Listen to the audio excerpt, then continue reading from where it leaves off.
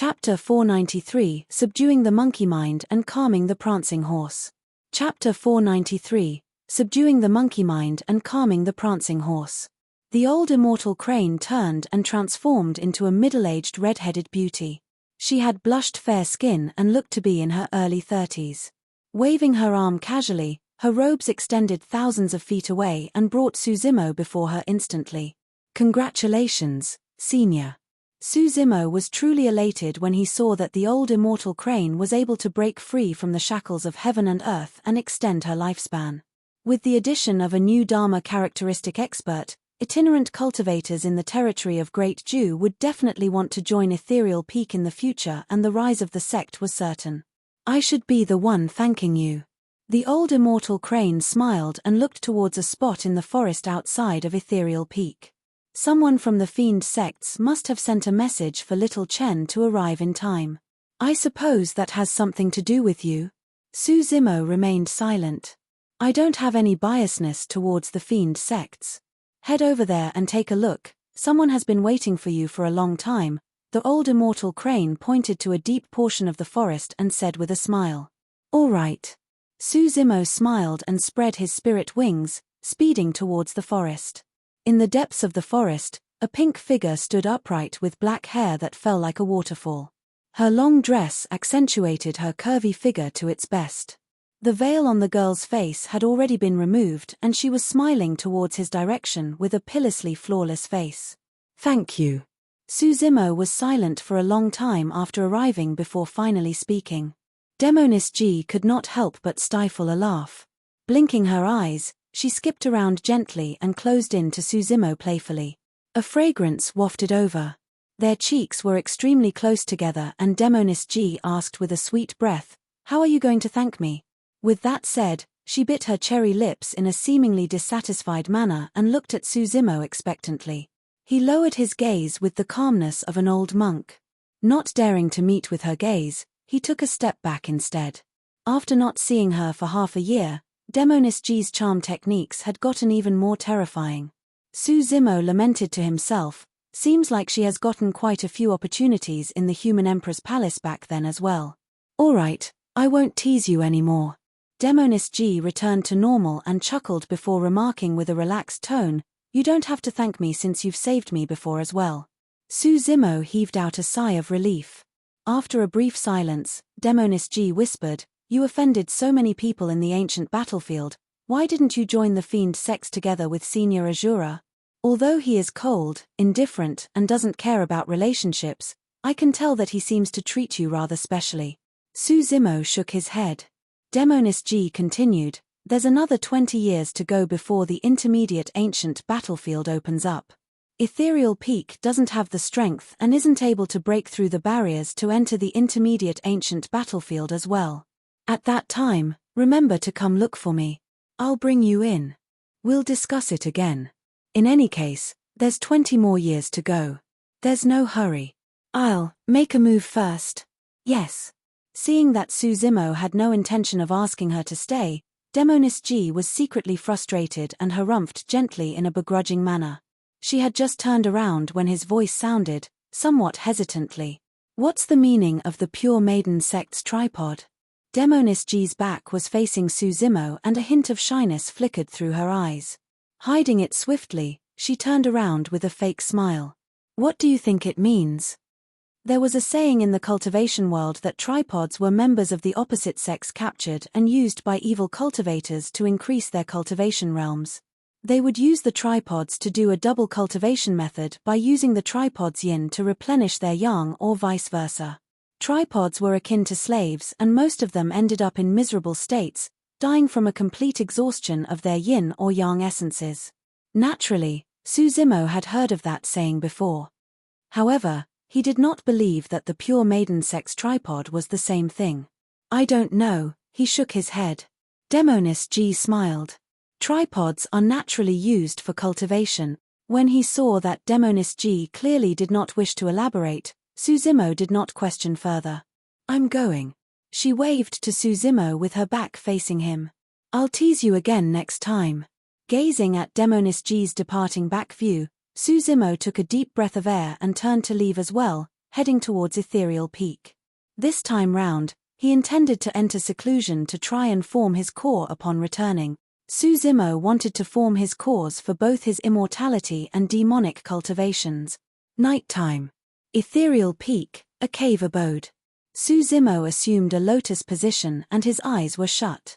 He had already sat there for an entire day without budging like a statue. Although it seemed like he did not make any progress, Suzimo was making preparations to ensure that nothing went wrong. There were only 12 words to the first sentence of the core formation section.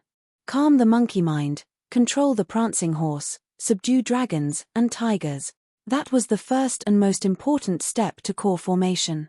An active mind was like a monkey, unable to keep still. The fluctuations of emotions was like a prancing horse, running wildly. One had to conquer the monkey mind and prancing horse with unparalleled determination and even subdue dragons or tigers if necessary. All things were connected. In the immortal sects, one would achieve a pure mind by adhering to the extremities of silence. In the Buddhist monasteries, one would chant Buddhist proclamations and refrain from speaking.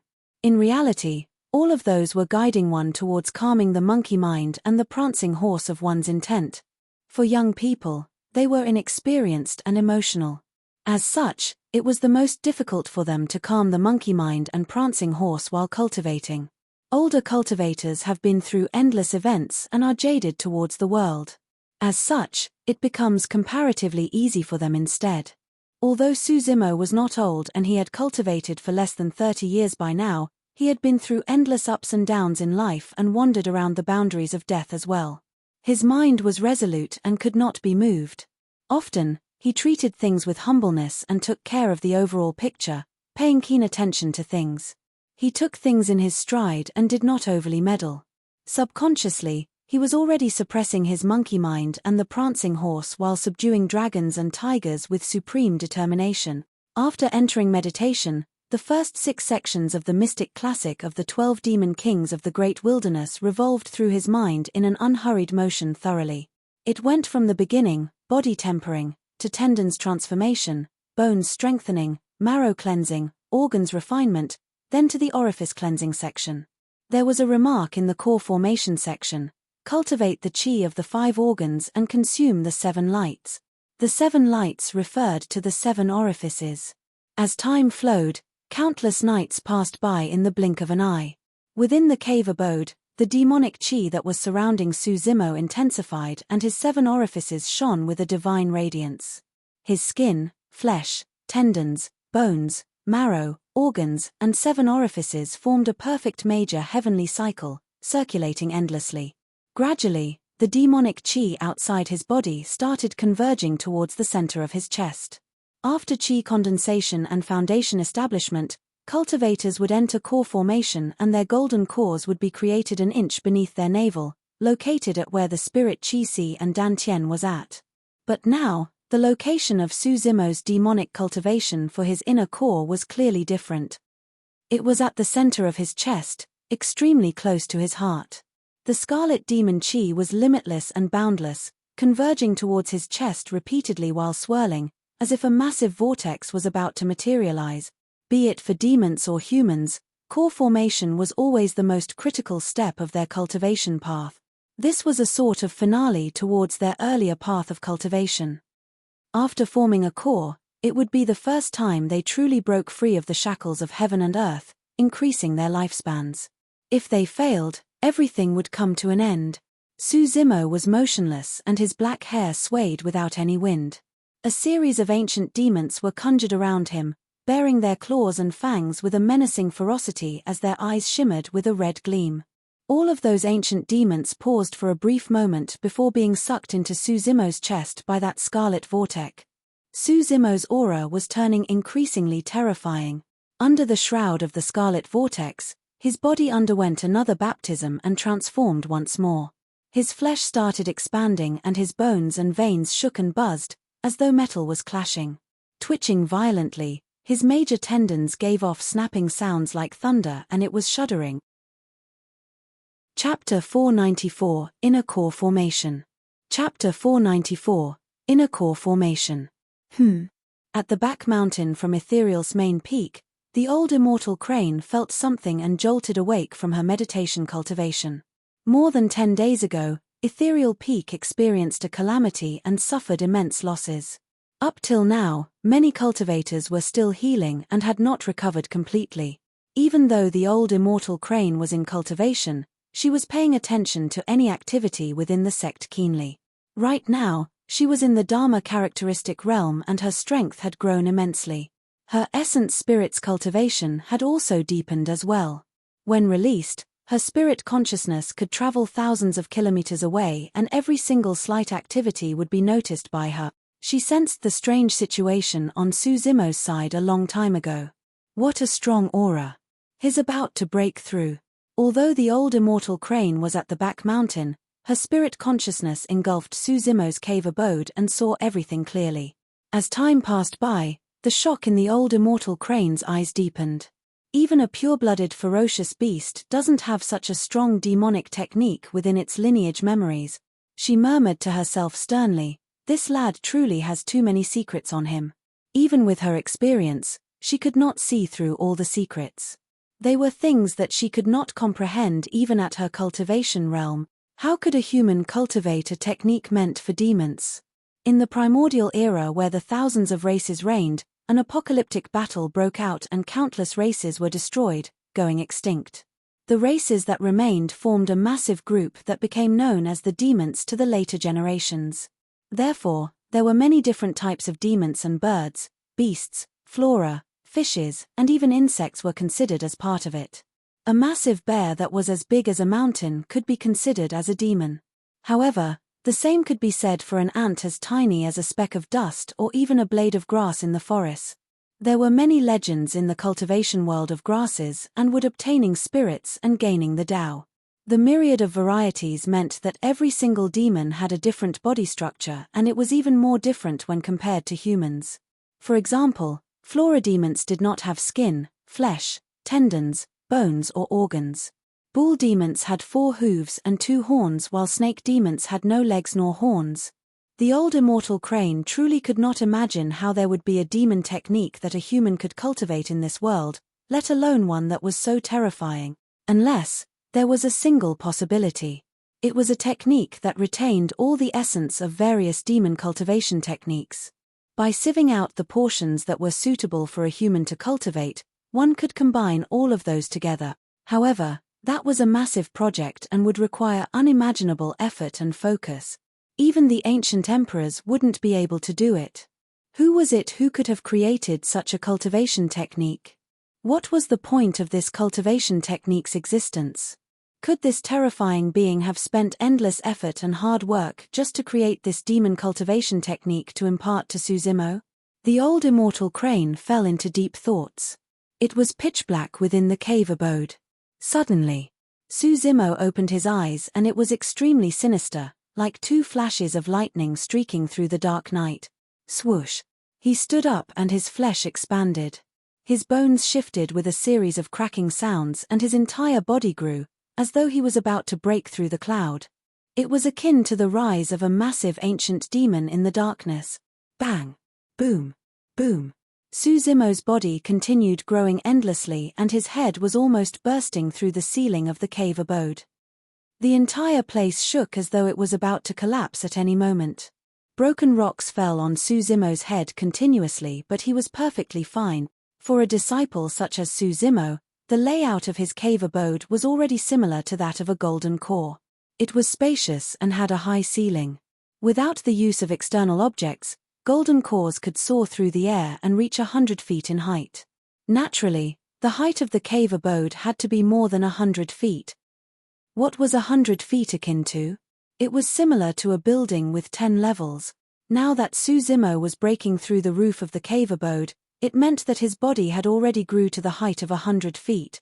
Energy surged into his body endlessly and gathered around his chest. His body expanded rapidly and caused his flesh to tear open, creating blood mists. His bones were cracking non-stop and even his major tendons were being extended to their limit. Suzimo was covered in blood. His immensely strong regeneration abilities were healing his injuries repeatedly. Healing after being destroyed, healing after being destroyed. The cycle continued. The aura that was given off by his body was turning increasingly terrifying. The process of his flesh tearing and regenerating was extremely unendurable. Suzimo was undergoing unimaginable torment. A long time later, finally unable to hold it in, he slouched his spine and opened his mouth, revealing veins that burst forth from his neck as he let out a thunderous roar from the depths of his throat. Roar. It sounded like a dragon and a tiger, spreading through the entire place and shocking the world. Night was the time for birds and beasts to roam and hunt for food, and their roars and cries could be heard everywhere. However, after Suzimo's roar, all the mountains nearby fell into complete silence. The old immortal crane jolted awake from her thoughts and her heart skipped a beat.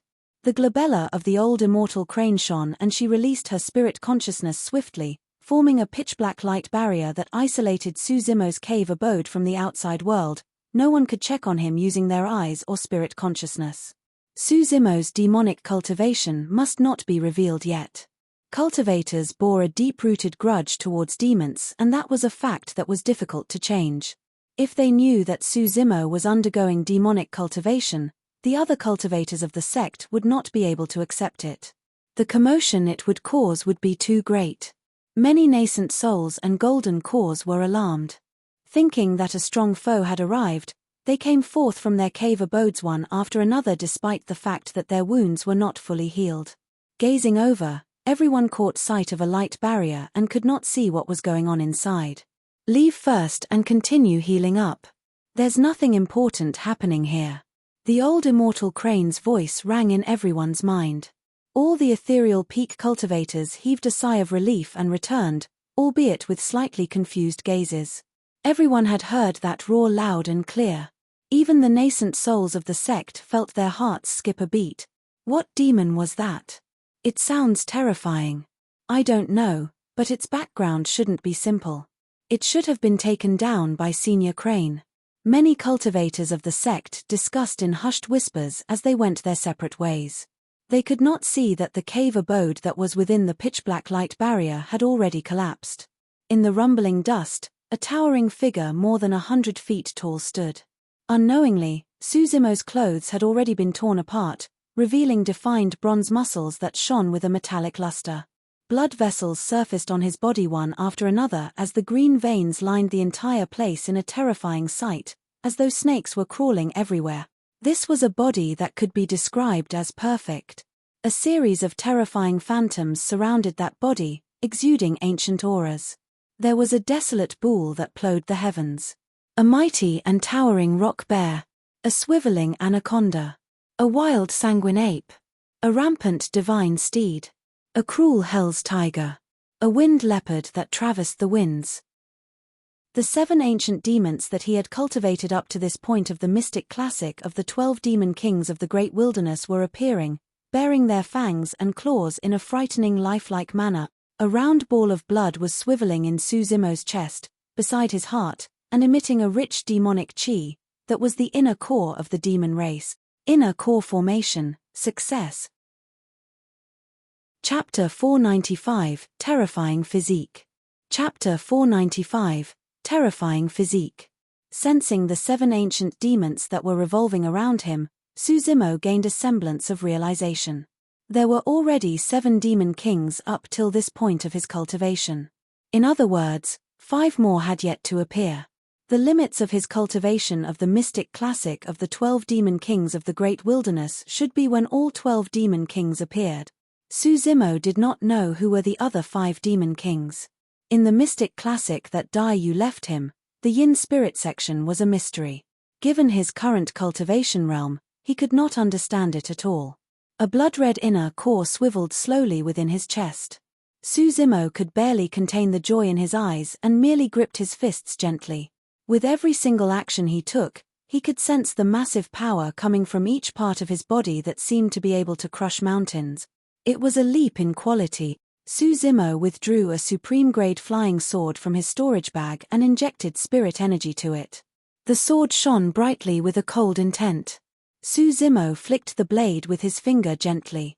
Buzz. The blade quivered. The clash of his flesh and a supreme-grade flying sword had actually caused the sound of metal clashing to be emitted. Circulating his spirit energy fully, the spirit sea in Su Zimo's dantian surged and 9 spirit meridians appeared. He took a deep breath of air and with a blazing gaze, struck the supreme-grade flying sword heavily against his arm. Clang! The flying sword was repelled. His arm was completely fine. Although Su Zimo had not managed to cultivate a golden core in his immortality cultivation yet, he was at the legendary Extreme Foundation Establishment realm. At full power, his strength was comparable to an early-stage golden core. Right now, the sword did not even leave a single mark on his arm. Even the old immortal crane was shocked when she saw that. The most resilient parts of a demon's body were mostly their fangs and claws. If a supreme-grade flying sword couldn't even penetrate Su Zimo's flesh, a perfect spirit weapon might not be able to hurt his bones as well. If that was the case, it was even less likely that his organs could be injured. The old immortal crane was certain that Su Zimo's body was even stronger than pure-blooded ferocious beasts at Golden Core Realm.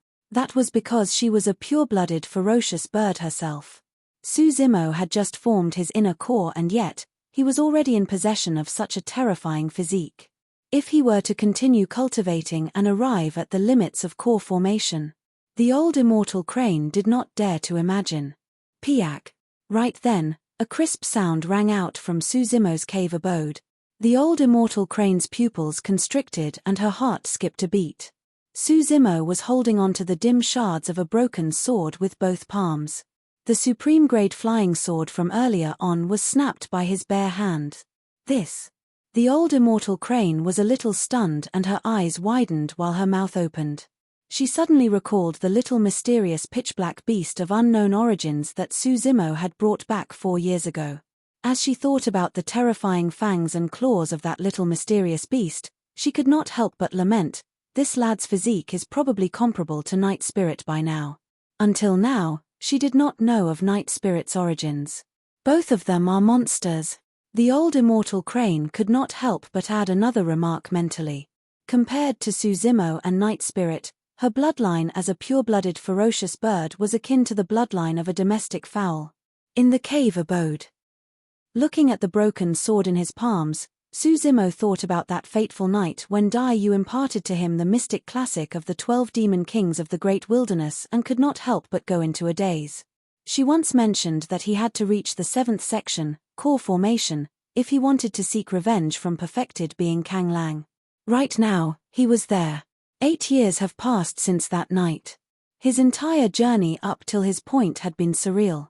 As he recounted the times he spent in the cultivation field back in Pingyang town with Dai Yu, Su Zimo went silent and gradually entered a trance-like manner. Zimo. Suddenly, the voice of the old immortal crane sounded within the cave abode. Don't get distracted. You have just formed a core and you have to continue cultivating to stabilize your cultivation realm. Su Zimo jolted awake. It was only at that moment that he realized how much of a mess his breakthrough had created. His cave abode had already collapsed and dust was rumbling everywhere as debris laid on the ground. The reason why the other cultivators were not alarmed was due to the pitch-black light barrier in his surroundings. Su Zimo bowed hurriedly. Thank you, Senior Crane. He shocked himself with his comment. His voice had changed completely. It was loud as a bell and robust, enough to shake one's mind. The old immortal crane said gently, you have to control the power of your inner core to a point where it's natural.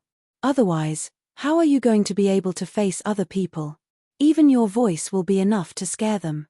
Su Zimo nodded and did not delay it any further. Shrugging his massive body, he assumed a lotus position and continued cultivating. After forming a core, stabilizing his cultivation realm and controlling the power of his inner core was relatively simpler and did not carry any risk. All he had to do was spend time to feel the inner core and familiarize himself with it while getting accustomed to the many changes to his body. At that time, his cultivation realm would stabilize gradually as well. As time passed by, the phantoms of the 7 demon kings surrounding Su Zimo gradually faded. His body was shrinking as well. The demonic chi surrounding him gushed into his chest continuously. In the blink of an eye, 3 days had passed. Morning, daybreak. A ray of sunlight broke through the mist and landed on a clear and elegant face. His black hair fell casually like a waterfall and swayed gently by itself. The man's eyes were closed and the sunlight moved slowly around his body until he was shining from head to toe. Against the shroud of the sunlight, his body shone with sparkles and was as shiny and flawless as jade. The man resembled a deity that had just entered the mortal realm and was in a pure silence. That was a true transformation. All of a sudden, the man opened his eyes and two divine lights shone in a dazzling manner that was even more intense than the sunlight. However, the divine lights faded swiftly as well. Calmness returned to his eyes. Lowering his head, the man looked at his body that had returned to normal and nodded in satisfaction. Retrieving a set of green robes from his storage bag, he wore them once more. The man was Suzimo, who had just formed his core. Right now, he was already able to master the power of his inner core completely. As long as he did not make use of the power of his inner core, even if he channeled his bloodline, Suzimo's body would not change in an obvious manner. Before he knew it, the isolating pitch-black light barrier set by the old immortal crane had already disappeared. Suzimo rose and took a deep breath of air, relishing the freshness of the mountains. His entire body was relaxed and every single one of his pores seemed to have opened up. His cave abode had already turned into ruins and he couldn't stay in it any longer. Rising slowly, Suzimo flew past the ruins and headed outside without a sound. Suddenly, Suzimo's gaze shifted and he exclaimed softly, pausing in his tracks subconsciously. Outside the ruins, a young girl sat on the ground hugging her knees. Her features were exquisite and she had golden hair, but it was messy and had many curls. She had not rested for a long time and the girl looked extremely fatigued. Leaning on a cold slab of rock beside the entrance of the ruins, the girl was snoozing. Suzimo pondered and understood what happened. He had created such a huge commotion with his core formation that it must have alarmed many people. Because Nyan Chi was worried, she guarded at the entrance and was unwilling to leave. She was dirty all over and her petite face was filled with specks of dust. However, they could not conceal her moving and peerless features. Chapter 496, Nyan Chi's background. Chapter 496, Nyan Chi's background. Perhaps the sunlight was blinding, or perhaps she sensed something after Suzimo glared at her for a long time. Nyan Chi's eyelids twitched and she opened her eyes, stirring awake. "Ah!" she exclaimed and blushed slightly when she saw Suzimo looking at her from nearby with a smile on his face. Nyan Chi stood up hurriedly and patted away the dust on her body. Not daring to look at Suzimo directly, she remarked in a shy manner, I fell asleep by accident." "How long have you been here?" Suzimo realized that his voice had already returned to normal and was gentle and warm. 3 days, Nyan Chi replied. That warmed Suzimo's heart. 3 days ago was the moment when he had just formed his inner core and his cave abode had collapsed. Because he had both demonic and immortality cultivation, 3 days without rest was nothing much to him and he was still energized. However, it was unendurable for a young lady like Nyan Chi. Suzimo said tenderly, "Go back and rest, I'm fine." "Oh." Nyan Chi nodded and continued, "Master said that your cave abode is destroyed and asked you to relocate to another one." "Master?" Suzimo froze for a moment. Nyan Chi replied merrily, "Senior Crane has accepted to take me in as her disciple." "That's great." Suzimo was delighted and nodded, quipping at her, "Your seniority in the sect is even higher than mine from now on." The old immortal Crane was the most senior and the strongest within the sect. Nyan Chi's future accomplishments would be limitless, learning from the old immortal Crane directly. "Don't worry, young master, my cave abode is right beside yours." Nyan Chi explained hurriedly, "You can call for me if you require anything from now on. I'll help you do it right away, just like back in Mo's spirit weapon workshop." Suzimo smiled. "From now on, we're sect mates. There's no need for us to get along like before." "That won't do. If you hadn't taken me in back then, I wouldn't be here today." Nyan Chi shook her head and replied solemnly, "Young master, no matter what cultivation realm or status I reach in the future, I'll always be the same maidservant by your side." "You're speaking nonsense again." Suzimo chuckled and did not take it to heart. What he did not know was that the nonsense to him was a resolute oath in Nyan Chi's heart. Suzimo remarked, "Let's go, take me to the cave abode. Yes. Nyan Chi nodded. The two of them traveled on their flying swords one after another. Along the way, Su Zimo pondered for a moment and asked in a seemingly casual manner, did anything big happen during this period of time? Nothing much. Nyan Chi thought for a while. There's just many itinerant cultivators that want to join the sect. The royal family of Great Jew and the other 4 major sects sent cultivators with gifts one after another as well to express goodwill. Now that Ethereal Peak had a Dharma characteristic expert in their midst and had undergone rebirth through nirvana after the flames of war, their rise was only a matter of time. Those changes were naturally within Su Zimo's guess as well. Going silent for a moment, he narrowed his gaze and asked, Iridescent Cloud's Palace and True Fire sect sent people as well? That's right. Nyan Chi nodded. After a brief pause, she continued, don't worry, young master. The other 4 major sects lost their void reversions and many of their nascent souls, Golden Cause and Foundation Establishment cultivators were injured and dead after this battle at Ethereal Peak. Given the immense losses, they wouldn't be able to recover within the next 1,000 years and won't be a threat to us. Su Zimo remained silent. Although the other 4 major sects had already showed signs of submission, the life and death feud between him and Perfected Being Kang Lang was irreconcilable. Perfected Being Kang Lang must have realized that his chances would get slimmer the longer time pass. Su Zimo was at extreme Foundation Establishment realm. However, what was Perfected Being Kang Lang's potential? How could he possibly compete with the growth of someone at extreme Foundation Establishment? Before long, the two of them arrived before 2 cave abodes. Nyan Chi chuckled. We're here. Mine is the right one and yours is on the left, young master. All right, go and have a rest. All right, call for me if you need anything, young master. Nyan Chi did not reject him because she was truly too tired and left that remark before heading into her cave abode.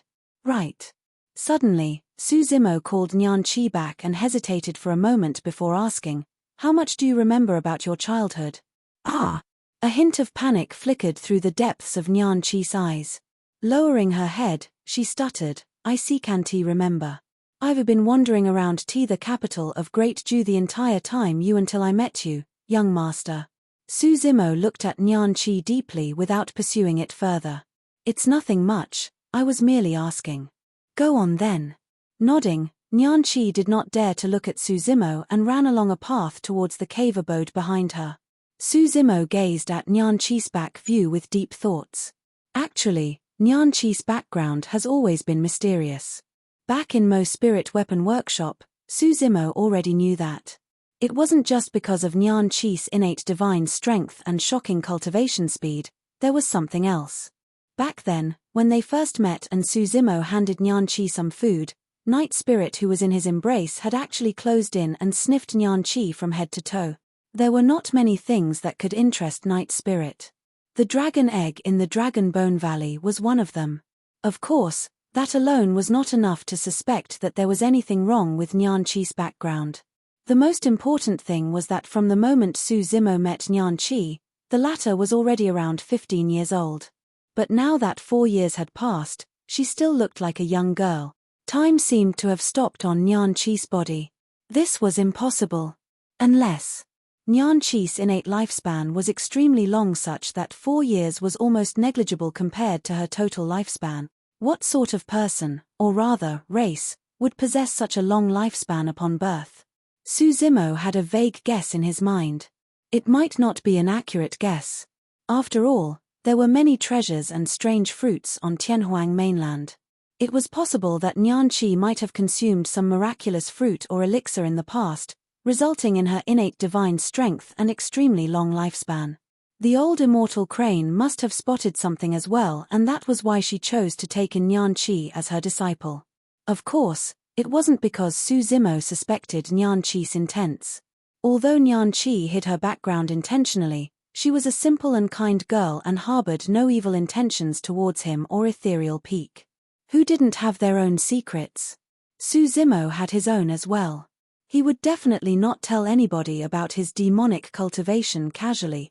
Taking a deep breath of air, Su Zimo set the matter aside temporarily. He took a walk around and relaxed himself before returning to his new cave abode. He was prepared to continue to form his golden core. Although he had already cultivated an inner core and his strength had increased exponentially, he did not dare to activate the power of the inner core and kill his enemies in his demon form recklessly. He could only be considered as a true golden core if he entered the golden core realm through his immortality cultivation. Furthermore, Suzimo was excited to see the type of golden core phenomenon he would create. Chapter 497, Trap to Kill. Chapter 497, Trap to Kill. Iridescent Clouds Palace, Ash Parasol Mountain. An old man in scarlet robes flew through the air without relying on any external objects, descending slowly in front of a cave abode on the middle of a mountain. The sect badge on his waist indicated that he was from True Fire Sect. This was Sima Ji, a golden core of True Fire Sect. A towering ancient tree stood in front of the cave abode with a stone table beneath it. A man in azure blue robes sat solemnly on a stone stool, his long, narrow eyes shimmering coldly. "Brother Kang Lang, why have you called for me so urgently?" Sima Ji asked the moment he landed. The azure-robed man was Perfected Being Kang Lang of Iridescent Clouds Palace. Perfected Being Kang Lang had a calm expression and took a sip of tea unhurriedly, only speaking after he put down the teacup. "Brother Sima, you don't even know that you're at death's door?" "Ah!" Sima Ji was startled. However, he composed himself in the blink of an eye and shook his head, laughing. "Kang Lang, what kind of joke is this? That Suzimo is at Extreme Foundation Establishment. Given his vengeful nature, do you think he's going to let us off once he enters Golden Core Realm?" Perfected Being Kang Lang snorted coldly. Sima Ji's expression darkened and he kept quiet for a brief moment. "To be honest, I did think about this after the fight at Ethereal Peak. However, our sect has already sent people to reconcile with Ethereal Peak, so there's nothing I can do about it either. I can't possibly head over to Ethereal Peak single-handedly, right? What's the difference between committing suicide if I did that?" After pausing for a moment, Sima Ji continued, "Furthermore, Sima Ji is at Extreme Foundation Establishment. Whoever lays a hand on him will have to suffer the wrath of Ethereal Peak. Others might have their considerations, but you and we're different." Perfected Being Kang Lang said with a deep voice, "The situation is extremely clear right now. It's either Suzimo or the both of us who dies. We only have a shot at this and we have to be quick about it. Otherwise, there will be a lot more things to account for once that lad makes a breakthrough to Golden Core Realm." Sima Ji's gaze shimmered and he took in a deep breath of air after a moment. "Brother Kang Lang, what do you think we should do then?" "There's no hurry. I've already invited 3 helpers and they should be arriving soon." Perfected Being Kang Lang gestured for Sima Ji to take a seat and calm down. Not long after, 3 golden cores arrived through the air. In the middle was a skinny middle-aged man with thin lips and a cold expression. On the left was a golden core holding a long cloth. His face was plump and he was all smiles. The one on the right was dressed in a martial arts outfit and looked sturdy with muscles bulging like rocks. There was a ferocious aura coming from him. Perfected Being Kang Lang welcomed them. Pointing to the golden core with a long cloth on the left, Perfected Being Kang Lang introduced, "This is the most famous formation master of the Tianhuang mainland North region, Perfected Being Tan Hao. This is fellow Daoist Gao Hu, he's at late-stage golden core and specializes in body tempering." The martial arts man nodded towards Sima Ji. Finally, Perfected Being Kang Lang looked towards the skinny man in the middle and smiled. "This is the renowned fellow Daoist Liang Heng of the North region. At Perfected Golden Core, he entered the intermediate ancient battlefield 80 years ago and contested for the unusual phenomenon ranking." Sima Ji's heart skipped a beat.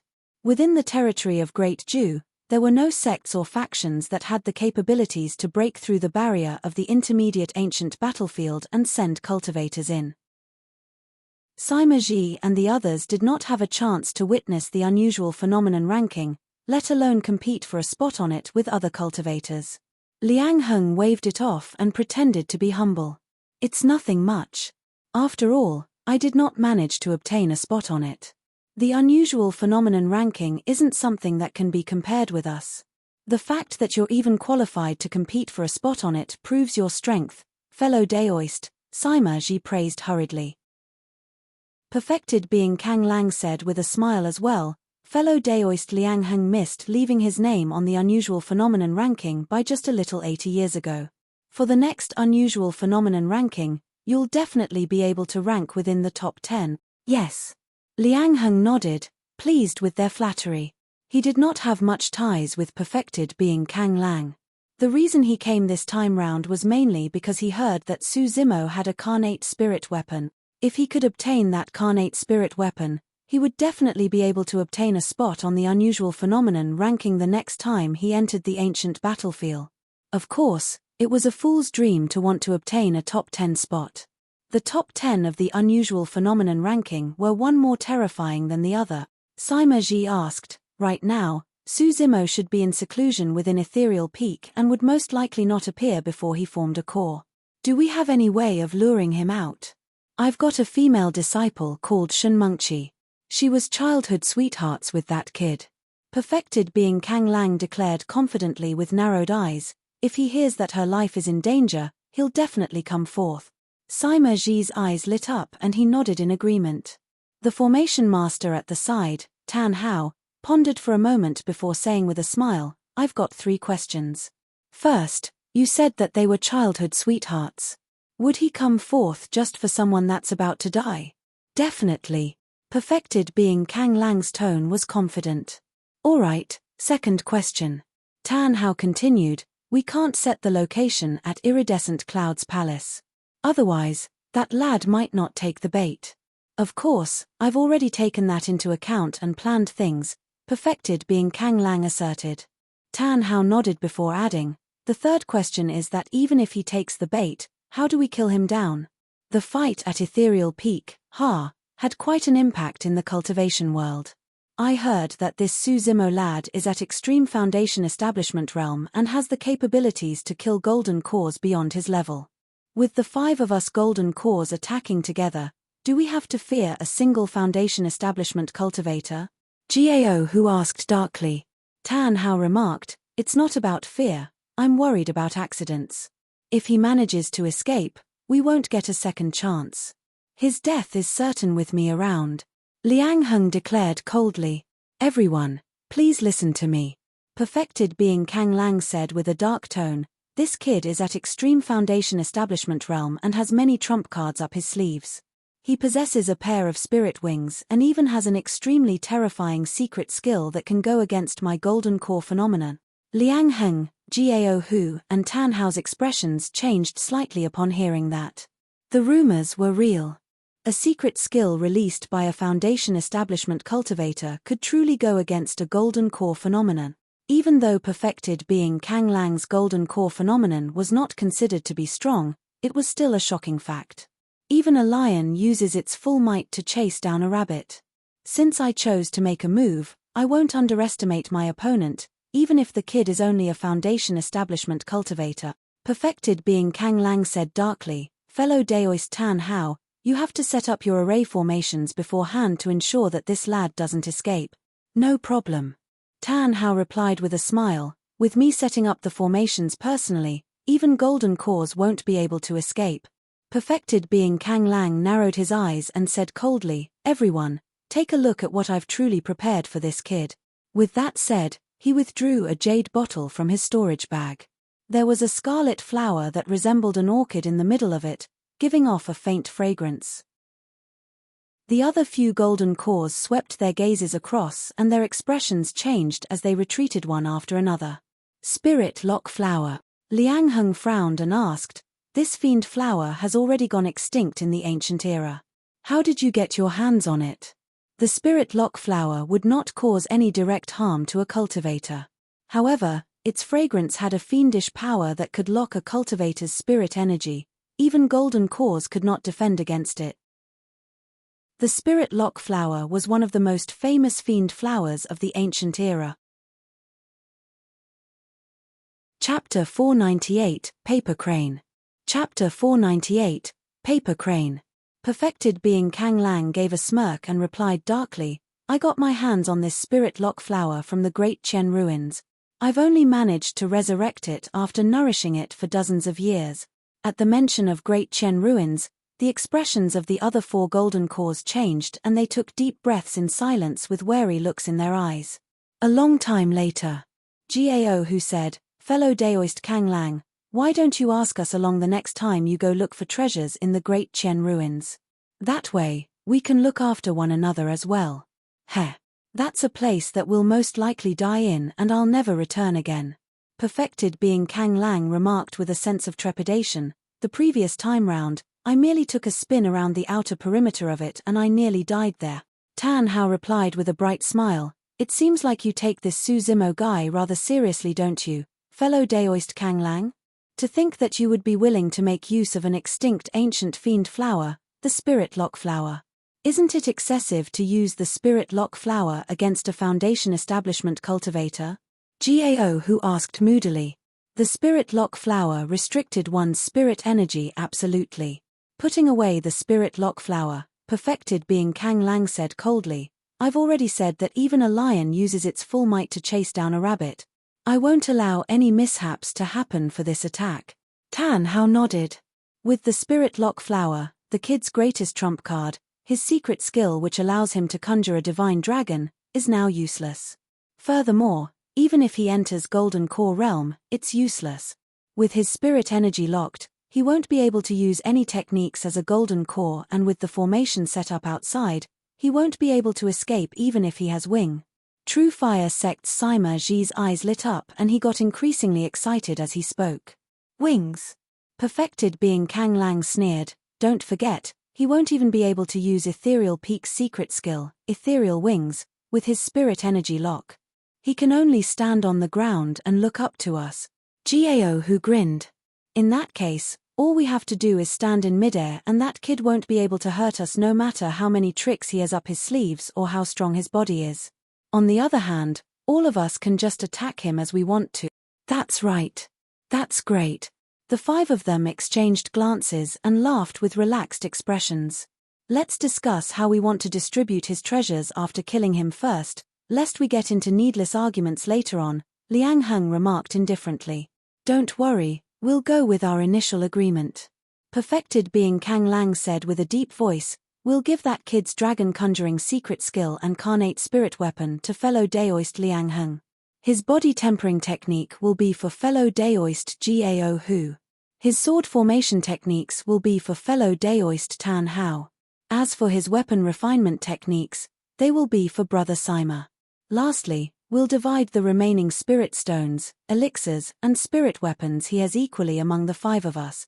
"That's good." Liang Heng and the other 4 nodded delightfully.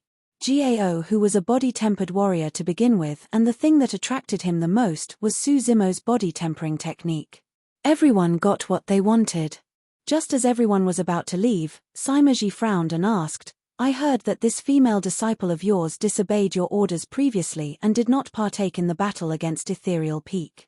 Are you sure she's going to help us this time round to go against her ex-lover? Since they're childhood sweethearts, he will definitely be familiar with her handwriting. If you forge something out, there will definitely be flaws." Tan Hao was calm. "Humph." Perfected being Kang Lang harumphed coldly with a glum expression, "She won't get to decide this time round." Sima Ji and the others felt their hearts skip a beat. From the murderous look on Perfected being Kang Lang's face, it seems like he was going to sacrifice his disciple in order to kill Su Zimo. "That traitor will cause trouble for me sooner or later if I continue to keep her by my side." Perfected being Kang Lang narrowed his thin eyes and declared frostily, "Coincidentally, she's about to form her core, Fufu. It isn't that easy for anyone to enter Golden Core Realm, and of course, it couldn't be any more natural if an accident happened during the process of it." A month later. Ethereal Peak. Su Zimo was in a lotus position in his cave abode. His palms rested on both his knees and faced up while his eyes were in a seemingly closed state as he breathed steadily. From head to toe, he exuded an extremely serene intent, akin to an immortal. A long time later, Su Zimo opened his eyes and took a long breath, waking up from his meditation. "I still can't do it." Su Zimo shook his head. For the past month, He had been cultivating with chi condensation while comprehending the tidal manual and Azura saber at the same time as a conclusion to the many secret skills he had obtained after stepping onto the immortality cultivation path. Although he had to form cores for both his demonic and immortality cultivation, they were starkly different. The demonic Tao required him to subdue his monkey mind and prancing horse intent while condensing demonic chi repeatedly. At that point, things would come together naturally and he could form his inner core. However, the immortal Tao required more of comprehension and understanding. If he tried forming a core forcefully, it would not only lead to problems easily, the golden core phenomenon that he created might not be up to his expectations as well. Therefore, Suzimo did not dare to be careless. Half a month ago, he had already reached the limits for his spirit energy and his spirit sea could not expand further. In other words, he was already at the peak of extreme foundation establishment realm. Given those circumstances, he attempted to form his golden core. His cultivation path up till this point had been overly complex and apart from immortal techniques, he had cultivated many fiend techniques as well. However, the differences between the Tao of immortals and fiends were way too vast. Immortality placed emphasis on nature and being one with the heavens. However, fiends were obsessed about the extremities of things. By nature, the spirit energy that Suzimo cultivated was of a fire attribute. However, many of the cultivation techniques he cultivated such as the Sea Calming Manual, Tidal Manual and Blood Refinement Fiend Sutra were related to water. Immortals and fiends were irreconcilable as was fire and water. After half a year, Suzimo still did not manage to cross that gap. If he tried forming a core forcibly, there would definitely be a large problem. The timing isn't right. He went deep in thought. On the path of cultivation, if one wanted to break through a major realm, they would often have to require the synergy of multiple factors, such as the environment, comprehension of the heaven and earth, fate and their mental states. Some people gain enlightenment at the lakeside. Some people gain epiphany after traveling through mountains and valleys. Some people form their cores in the spur of the moment while they are listening to the wind and looking at rainfall. Some people sever their karmas overnight and attain enlightenment mentally, forming their golden cores. But of course, there were even more people who die old with regrets without even getting to form a core. Rising, Suzimo got off his bed gently and murmured to himself with a clear and deep gaze, "Seems like it's time for me to head out and take a walk." Right then, a soft knock came from his door. Suzimo waved his sleeves and the door opened correspondingly. Nyan Chi stood at the entrance, gazing in left and right. "What's wrong?" Arriving beside her, Suzimo looked at the paper crane in her hands and asked softly. The paper crane was one of the most commonly seen messaging tool in the cultivation world and it was a type of talisman, created by the Thousand Crane sect. Nyan Chi handed him the paper crane. "This is for you, young master. It states that it's from an old friend from Pingyang town." Suzimo furrowed his brows slightly. There was probably only a single person who was an old friend from Pingyang town and knew how to make use of paper cranes to send messages. Receiving the paper crane, Suzimo opened it slowly. A few lines of sentences were written with a dainty handwriting. "Zimo, I've failed in my core formation and my spirit meridians have been severed. The injuries are extremely severe and I'm now back in Pingyang town to recuperate in silence. Our relationship has ended a long time ago and I shouldn't have bothered you to begin with. But recently, I feel that my limits have been reached and I don't have much time left. I hope that you can return for us to meet one last time. Regards, Shenmengqi." Chapter 499, Make a Clean Break. Chapter 499, Make a Clean Break. The handwriting towards the end was slightly messier, as though she couldn't muster her strength. Suzimo's expression was calm after he finished reading it and there wasn't a single bit of emotion in his eyes. Out of curiosity, Nyan Chi could not help but inch forward to take a look. "It's her."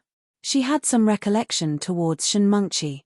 Back then, the woman behind perfected being Kang Lang outside Mo's spirit weapon workshop was Shenmengqi. Nyan Chi said, "Young master, could this be forged? It might be a trap. The handwriting is hers." Suzimo said before sneering, "However, there's definitely a trap." The longer time passed by, the more afraid perfected being Kang Lang would be.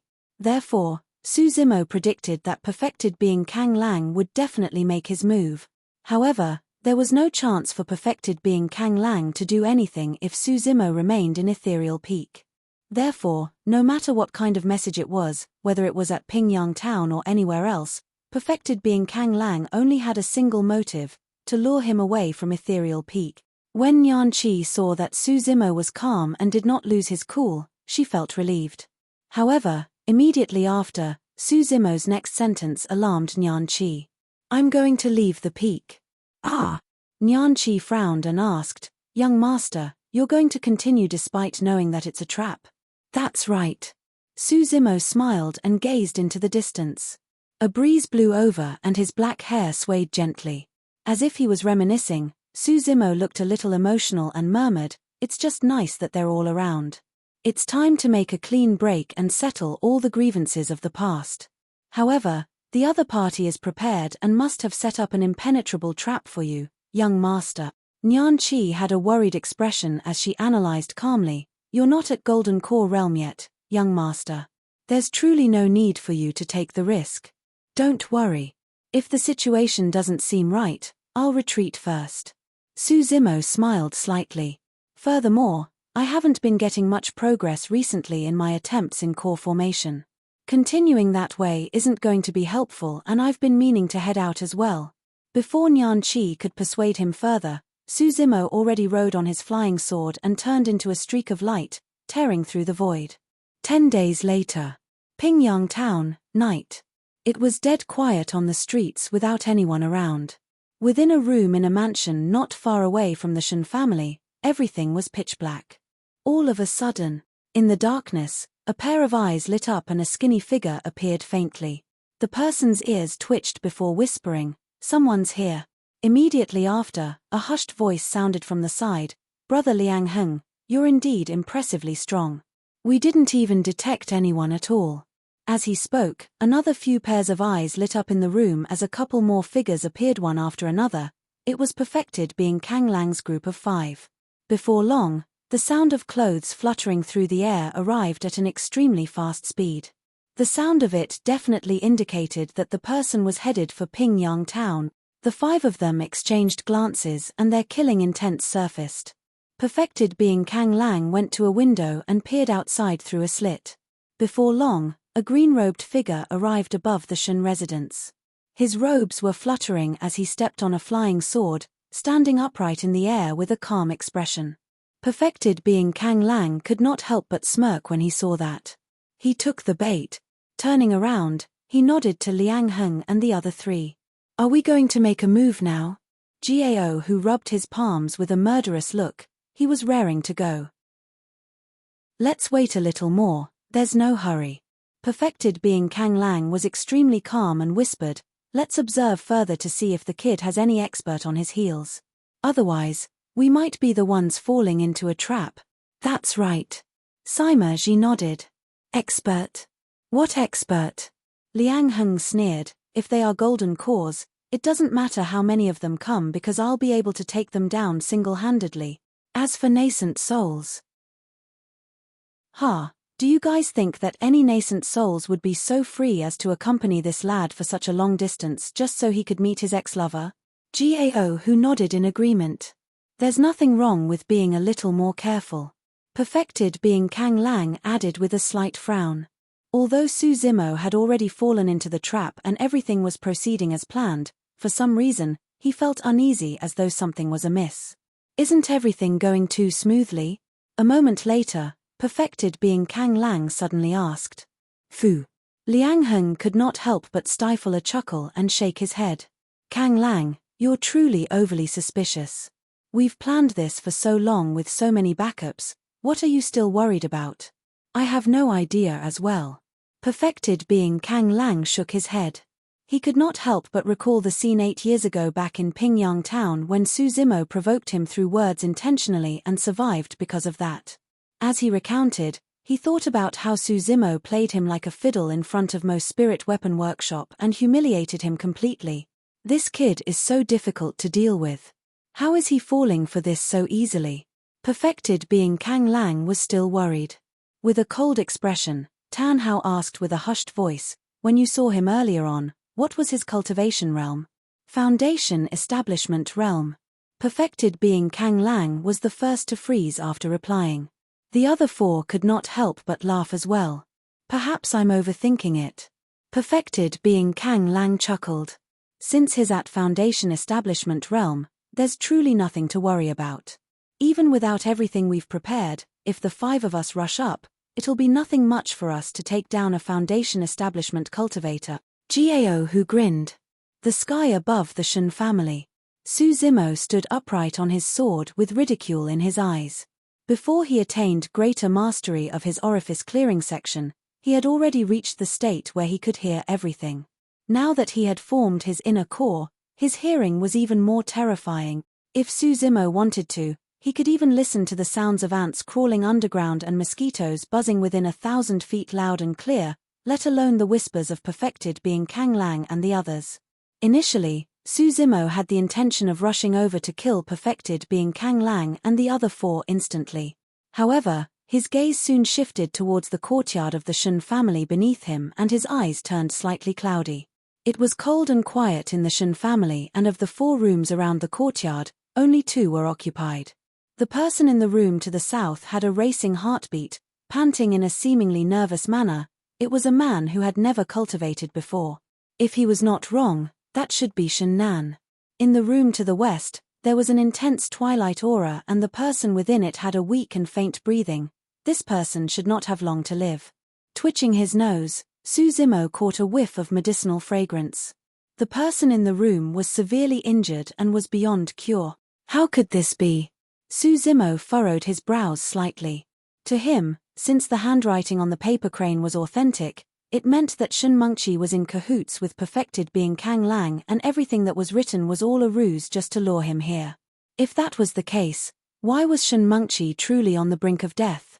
In that instant, 2 possibilities flashed through Su Zimo's mind. First, Shen Mengqi wanted to trick him here despite her impending death so that she could drag him down with her. Second, she was just an abandoned chess piece. Su Zimo had a conflicted expression and sighed gently internally. At that moment, he already had an answer in mind. Chapter 500 – The Tricks of Fate. Chapter 500 – The Tricks of Fate. Putting away his flying sword, Su Zimo descended slowly and silently into the courtyard. He headed forward and pushed the door open. Instantly, he was welcomed with a suffocating medicinal smell. Within it was a hint of a woman's fragrance and a faint flowery scent. Frowning, Su Zimo strode inside. A woman laid down on the bed silently with her eyes shut. Her face and lips were pale and she was covered in a large blanket, breathing weakly. Arriving before the bed, Su Zimo looked at the woman quietly without any joy nor sadness internally. The woman was reeking with the aura of death. Her pulse was weak and her organs were starting to fail. Even an immortal wouldn't be able to save her at this point. 8 years. Who would have thought that the impressive young girl selected by an immortal 8 years ago would end up in such a state? This was how fate loved to play tricks. Probably sensing something, Shen Mengqi's eyelids twitched and she opened her eyes slowly.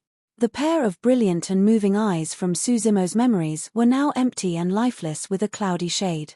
Her gaze was seemingly dazed, as though she could not adapt to the environment.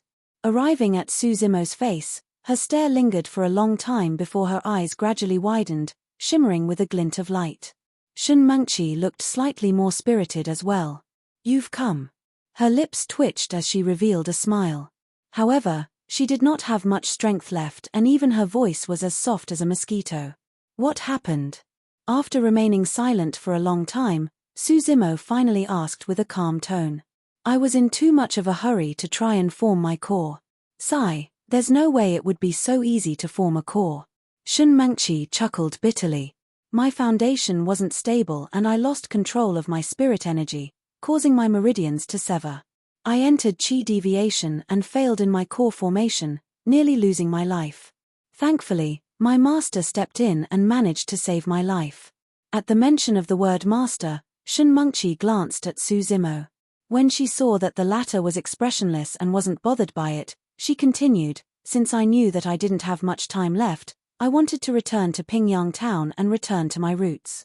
Because he dotes on me, Master even sent me back personally."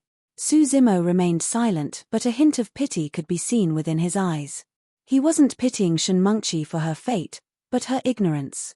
Even up till now, she had not realized that she was sacrificed and abandoned by perfected being Kang Lang. Shun Mengqi murmured, "I know that I owe you too much.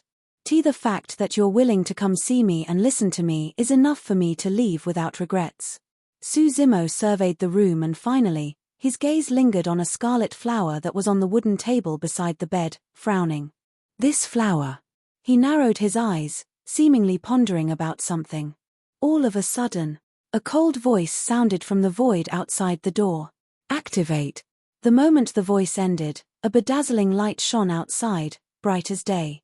It was the light of formation patterns. Su Zimo was a sword formation master to begin with. Even without heading out to take a look, he could sense the aura of a massive formation being activated. Shun Mengqi had a stunned expression, not understanding what was going on. The next moment, the entire room was ripped apart by a tremendous power, causing dust and gravel to fly everywhere. "Ha ha ha ha." An arrogant laughter rang in the courtyard, reverberating endlessly. When she heard that laughter, Shun Mengqi asked in disbelief with a shocked expression, "Master?" Su Zimo turned around, completely unaffected. After the dust settled, 5 golden cores could be seen in a line in the skies above the courtyard, bearing sharp gazes and murderous intent. Iridescent clouds palaces perfected being Kang Lang was among them. "Master, you guys." Shun Mengqi's lips quivered and the shock in her eyes vanished gradually. She did not continue speaking. She was no fool and had already understood when she saw that lineup. Glaring at Shun Mengqi, perfected being Kang Lang remarked coldly, "Traitor, if I didn't need you to lure this bastard here, I would have killed you personally a long time ago." "Why? Why?" Shun Mengqi struggled to sit up and trembled, looking at perfected being Kang Lang and asking with a quivering voice, "Was it because I didn't accompany you in the fight against Ethereal Peak? It's because your death is the only thing that can bring Su Zimo here." Perfected being Kang Lang's expression was frosty. "Additionally, today, I'll let you understand how you die as well. As a 5 Meridian Foundation establishment cultivator, you had a high chance of succeeding in your core formation. Yet, you failed." At that point, Shun Mengqi's mouth opened slightly as she shook her head repeatedly, as though she could tell that something terrifying was coming. Smiling sinisterly, perfected being Kang Lang said, "Do you remember the elixir I gave you before you entered seclusion? Indeed, that elixir does help in circulating spirit energy and aiding one in core formation. However, I've added some extra ingredients into that elixir." "Ha ha ha." Shun Mengqi spat out a mouthful of blood and her face was frighteningly pale. Her face was veiled with an aura of death and she looked even more frail. "I've noticed long ago that you haven't given up on this bastard." Perfected being Kang Lang continued, "Indeed, you're a good disciple of mine and didn't let me down. After I sent you back, you could not wait to send a paper crane message to Ethereal Peak. Everything was as I had predicted. I've given you a chance but you didn't cherish it. Stupid lass, the only thing awaiting you if you go against me is death. Since I can take you onto the path of immortality cultivation, I can naturally destroy you as well." 8 years. Did our 8 years of relationship as master and disciple mean nothing? Shun Mengqi's voice was shaking and her eyes were brimming with tears. "Foo-foo." Perfected being Kang Lang stifled a laugh. "Good disciple, let me give you one last truth as your master. There's no such thing as a relationship in the cultivation world. In my eyes, you're nothing but a chess piece." Steaming tears rolled down as she sobbed silently. By now, Shun Mengqi could no longer feel the pain coming from her body. All she felt was a gutting wrench of her heart, as though she was about to faint as her limbs went cold.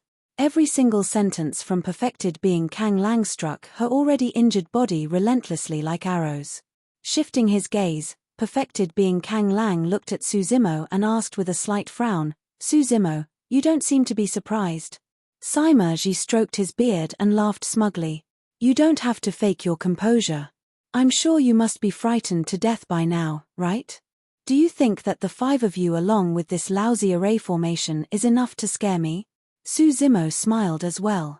In the ancient battlefield, he was in a much deadlier situation going against the paragons of the Immortal, Buddhist and Fiend sects alongside their sealers. Rubbish. He truly doesn't know his limits. Liang Heng, Gao Hu and the others yelled, exuding their might as golden cores to suppress Su Zimo endlessly. Su Zimo, I'm even using an ancient fiend flower just to set this trap and kill you. Perfected being Kang Lang said coldly, I'm sure you've already realized by now that your spirit energy has been locked. Your death today is certain.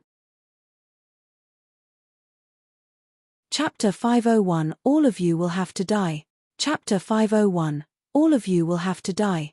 Actually, not long after he entered Shenmengqi's room, Su Zimo had already realized that his spirit energy was being restricted and he could not circulate it. However, it was already too late for him to leave by then. The power of the spirit lock flower was domineering indeed. At Extreme Foundation Establishment Realm, Su Zimo's spirit energy was rich and the structure of his spirit sea was far superior compared to other Foundation Establishment cultivators as well. With a single thought, the seas would howl and there would even be massive waves created within his dantian. But now, there was a mysterious fog shrouding his spirit sea. The waters were dead without any movement. Perfected being Kang Lang sneered, with your spirit energy locked, all your trump cards such as the dragon conjuring secret skill and ethereal wings are useless.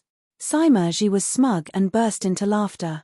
I heard that you've got a strong physique and bloodline. But, what's the use of that? You can only run on the ground without being able to touch our clothes even. Ha ha ha. I'm Tan Hao, a formation master. Waving the long cloth he was holding, Tan Hao commented with a smile, this is merely a trap formation and is extremely common. It can trap golden cores for up to 5 days with ease. As for Foundation Establishment cultivators, Fufu, I don't know. A year. 10 years. Or perhaps, 30. Gao Hu beamed and revealed a menacing smile, declaring loudly, Kid, don't be afraid. I heard that you're strong in melee combat. I'll head over soon and play along with you. Thud. Unknowingly, Shenmengqi had struggled to get out of bed and she knelt in the direction of perfected being Kang Lang, begging miserable, Master, I'm someone that's about to die. The only wish I have is for you to let him off, please. Shenmengqi's expression was dismal as she kowtowed to perfected being Kang Lang. As her jade-white forehead smashed against the ice-cold ground time and again, it was stained red before long. The 5 golden cores were indifferent and unmoved. Let him off. As though he had heard something incomparably amusing, perfected being Kang Lang said with a cold stare, the greatest regret of my life is not killing this little bastard personally 8 years ago, leaving him as such a potent danger. Shenmengqi's body swayed and her head spun, as though she could faint at any moment without waking up again. All of a sudden, a firm palm held her by the arm, pulling her up from the muddy ground. Su Zimo's voice reverberated in her ears, calm yet firmly, there's no need to beg him or kneel down. Zimo, I really didn't know. I truly didn't. I was the one who brought this to you. Turning around, Shenmengqi looked at Su Zimo beside her and sobbed with swollen eyes. Su Zimo did not look at her as he lowered his head and said, although our relationship has ended, there's something else I can do for you. What? Shenmengqi asked instinctively. With a soft voice, he replied, when we were young, I would always stand up for you if you were bullied. Today, I'll do it for you once more. Perhaps, it might be the last time too. Before he finished his sentence, Shenmengqi's eyes were already flowing with tears. In that instant, she seemed to have returned to her childhood. Back to that carefree world without any scheming and power struggles. Shenmengqi's vision blurred. The figure before her fused together slowly with that image from her memories. Brother Zimo. Shenmengqi addressed him instinctively and her eyes shone with a glint. She seemed to have recovered quite a bit of energy with her body as well. These were the signs of a final respite before death. It was akin to the final glow of the sunset before dawn broke. In midair, perfected being Kang Lang and the other 4 had varied expressions as their gazes shimmered. Liang Heng, Gao Hu and Sima Ji did not seem to realize anything. However, perfected being Kang Lang and Tan Hao felt something vaguely amiss the moment they caught sight of Su Zimo and were feeling uneasy. Right from the beginning, Su Zimo was way too composed. He didn't look like someone that had fallen into a trap. Perfected being Kang Lang recalled every single detail of the plan and did not notice anything amiss. He truly could not comprehend where Su Zimo got his confidence from. Raising his head slightly, Su Zimo looked at perfected being Kang Lang and said indifferently, "Indeed, your plan is perfect without a flaw. Unfortunately, you didn't take something into account." "What?" Perfected being Kang Lang's heart sank as he asked with a narrowed gaze. "It's useless even if you lock my spirit energy, all of you will have to die." Before his sentence was finished, Su Zimo's eyes shone black as ink as his hair swayed naturally without any wind. The inner core in his chest circulated slowly, emitting a terrifying aura. Pest. Kang Lang and the other four were shocked. Demonic chi. Not good, he's a demon. Crackle. Pang. Pang. Pang. Su Zimo's tendons and bones sounded at the same time as his flesh expanded. Right in front of the five of them, that body that was initially 7 foot tall expanded instantly, growing to a height of more than 100 feet. He was like a towering ancient fiend king with a torrential killing intent. That terrifying body was filled with green veins that surfaced densely and it shone with an indestructible metallic luster. Revolving around him were ferocious lifelike ancient demons, a wild bovine, a rock bear, an anaconda, a sanguine ape. His aura was absolute, as though it could rip everything apart and devour all life. The 5 golden cores were stunned and their minds went blank. Even with his current cultivation realm and his experience in the intermediate ancient battlefield challenging people on the phenomenon ranking, Liang Heng was startled momentarily. Initially, the 5 of them stood 100 feet above the air and looked down at that ant-like cultivator. But the next moment, a pair of bronze eyes appeared before the 5 of them, glaring coldly with a menacing aura. Every single breath caused a hurricane to howl. What kind of monster was this? That was the only thought in the 5 of their minds. Before they could react, that monster before them grinned and revealed 2 rows of sinisterly sparkling teeth. Without a second word, Su Zimo reached out with his massive palm and engulfed Tan Hao over the head, as though he was about to cover the entire skies. He grabbed downwards. Tan Hao sped away, but he was a step too late at the end of the day and could not manage to get out of Su Zimo's reach. Flesh and blood splattered everywhere. Tan Hao did not even manage to make a single sound before he was minced into a fog of blood without any corpse left. Run. Gao, who was scared out of his wits and turned to flee. Roar. Su Zimo was right behind Gao who and took a deep breath, puffing his chest. Immediately after, he opened his mouth and let out a deafening roar. The 7 ancient demon kings that surrounded Su Zimo opened their mouths as well, roaring into the skies with a terrifying might that threatened to shake the mountains and quake the earth. Ah! Caught within it, Gao who yelled tragically and his figure swayed. Fresh blood started flowing down from his ears, eyes, nose, and mouth. His face was covered with blooded lines and his features contorted, causing his eyeballs to bulge out as he fell from the air, no longer breathing. He was roared to death. A golden core was roared to death just like that. That single roar contained the terrifying power of an inner core. Furthermore, Su Zimo was not the only one roaring. With the help of the 7 demon kings, his roar rippled through the heavens and engulfed everything within thousands of kilometers. Chapter 502 Heavenly Essence Swords. Chapter 502 Heavenly Essence Swords. Although the spirit lock flower restricted the spirit energy in Su Zimo's dantian, it could not contain the inner core in his chest. The inner cores cultivated by demons had nothing to do with spirit chi. Their cores were formed after they cultivated their bodies, refined their bones and tendons, swapped their blood in their marrow, tempered their organs and cleared their orifices. In the blink of an eye, 2 golden cores were dead. Against Su Zimo in his demon form, the 2 of them were defenseless and could not even survive through a single breath. Perfected being Kang Lang and the other 2 were panicked as they turned to flee. However, their expressions changed when they arrived at the borders of the formation. Suddenly, the 3 of them realized something. Now that Tan Hao was dead, the three of them could not dispel his formation within a short period of time. The reason why Su Zimo killed the formation master, Tan Hao, first was most likely because he had anticipated this. This trap formation was originally prepared for Su Zimo, who would have thought that it would end up turning into their grave. They were now doomed by their own trap. Before Sima Ji could turn around, Su Zimo's engulfing palm had already arrived. Bang! Boom! Boom! Rumbling thunder resembling the galloping of horses sounded as the massive aura caused the void to tremble. Go! With nowhere to retreat, Sima Ji withdrew 2 flying swords from his storage bag and injected his power as a golden core into them. Instantly, the swords shone brightly and turned into 2 streaks of light, shooting towards the incoming palm over his head. True fire firmament incineration. At the same time, Sima Ji conjured hand seals and released a secret skill of true fire sect. A scorching flame burned in his palms. Biting his tongue, Sima Ji spat out a mouthful of essence blood that landed in the flames. Immediately, the flare shot into the heavens. Go! Fiercely, he threw the flames in his hand towards Su Zimo's face.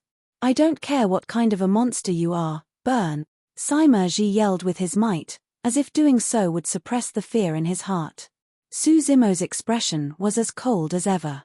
Against his demon form body, Sima Ji's superior-grade flying sword posed no threat at all.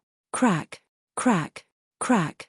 Raising his arm, Su Zimo grabbed both incoming flying swords and gripped his fist tightly before letting go. The 2 superior-grade flying swords shattered and fell to the ground as useless shards. Sima Ji and the other 2 were horrified when they saw that. What sort of a body was that? Even a superior-grade spirit weapon couldn't hurt him. Su Zimo did not dodge nor avoid when he saw the flames approaching. Opening his mouth, he blew out a massive air current. Swoosh! Accompanied by a howling wind, his scarlet demonic chi was mystifying and surged over. The flames extinguished immediately. A secret skill from True Fire Sect was extinguished by a single breath of demonic chi from Su Zimo. Die! Roaring, Su Zimo's voice was deafening like a bell. Bang!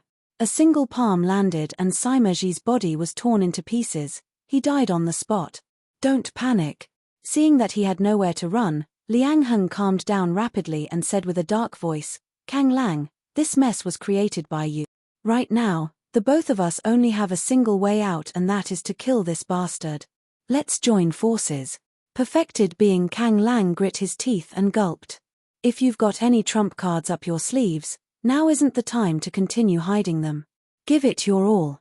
A look of conviction flashed through Liang Heng's eyes as he swiped his storage bag and withdrew a shiny silver metal chain. Go! Hollering, Liang Heng threw the silver metal chain at Su Zimo's head. Circling down, it restricted Su Zimo's body and tightened repeatedly. His scarlet demonic chi seemed to be suppressed by the bindings of the silver metal chain and faded gradually. The phantoms of the 7 ancient demon kings surrounding Su Zimo flickered for a moment as well, showing signs of dissipating. Perfected being Kang Lang was delighted upon seeing that and could not help but praise. Amazing methods, brother Liang Heng. Liang Heng heaved a sigh of relief and declared proudly as well, this was a treasure I obtained in the intermediate ancient battlefield 80 years ago. Although it's just a supreme-grade spirit weapon, it's an imitation of the ancient emperor weapon, the demon binding lock, and is especially effective against demons. Even a pure-blooded ferocious beast will have to bow down and submit obediently if it was trapped by this. Su Zimo exerted his strength to try and break free from the silver metal chain. However, as though it was agitated, the silver metal chain bound him even more tightly and even dug into his flesh. Su Zimo's expression changed. Hee. Liang Heng sneered, little bastard, even though this is an imitation of the demon binding lock, it inherited the latter's powers as well. The more you struggle, the tighter the lock will contract. I'll advise you not to make things difficult for yourself. Brother Liang Heng, don't waste time talking to him. Let's kill him now lest he creates trouble for us in the future. All right. Liang Heng whipped out a cold, shimmering sword. He was actually a sword cultivator. Perfected being Kang Lang summoned the supreme-grade flying sword in his hands as well, prepared to control it to slice down at Su Zimo's head. Ha ha ha ha. Suddenly, Su Zimo reared his head and laughed with a feral gaze. "Do you think that a lousy imitation chain is able to trap me?" Splash! The blood chi within Su Zimo surged and his inner core churned fanatically, causing endless scarlet demonic chi to be released. The phantoms of the 7 ancient demon kings stabilized again and their eyes lit up one after another, as though they were just awakened with spirit. "Break it!"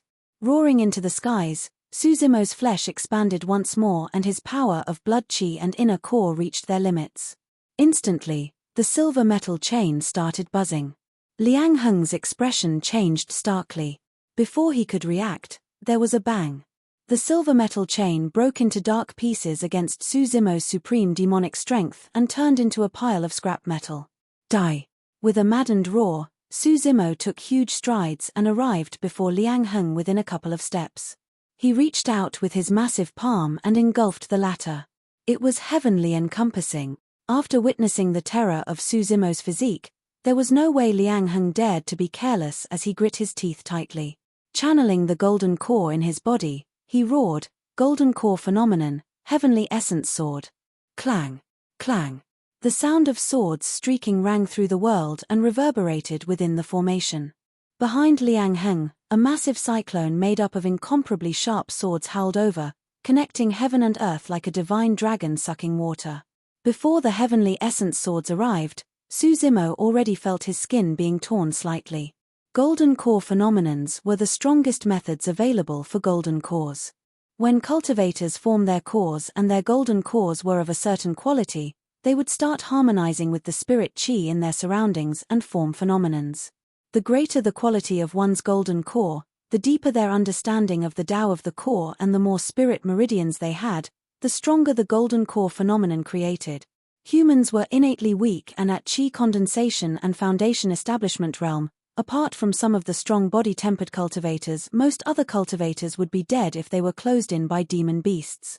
However, after they formed their cores, cultivators would have a chance of cultivating golden core phenomenons and that would make up for their disadvantage. If they were able to release their golden core phenomenons in time during a fight, it would be difficult for demons to go against the might of the phenomenons. Not only that, if the golden core phenomenons were strong enough, they could easily take down ancient remnant beasts or even pure-blooded ferocious beast. 4 golden cores such as the top 10 of the phenomenon ranking, even pure-blooded ferocious beasts would have to avoid crossing their paths.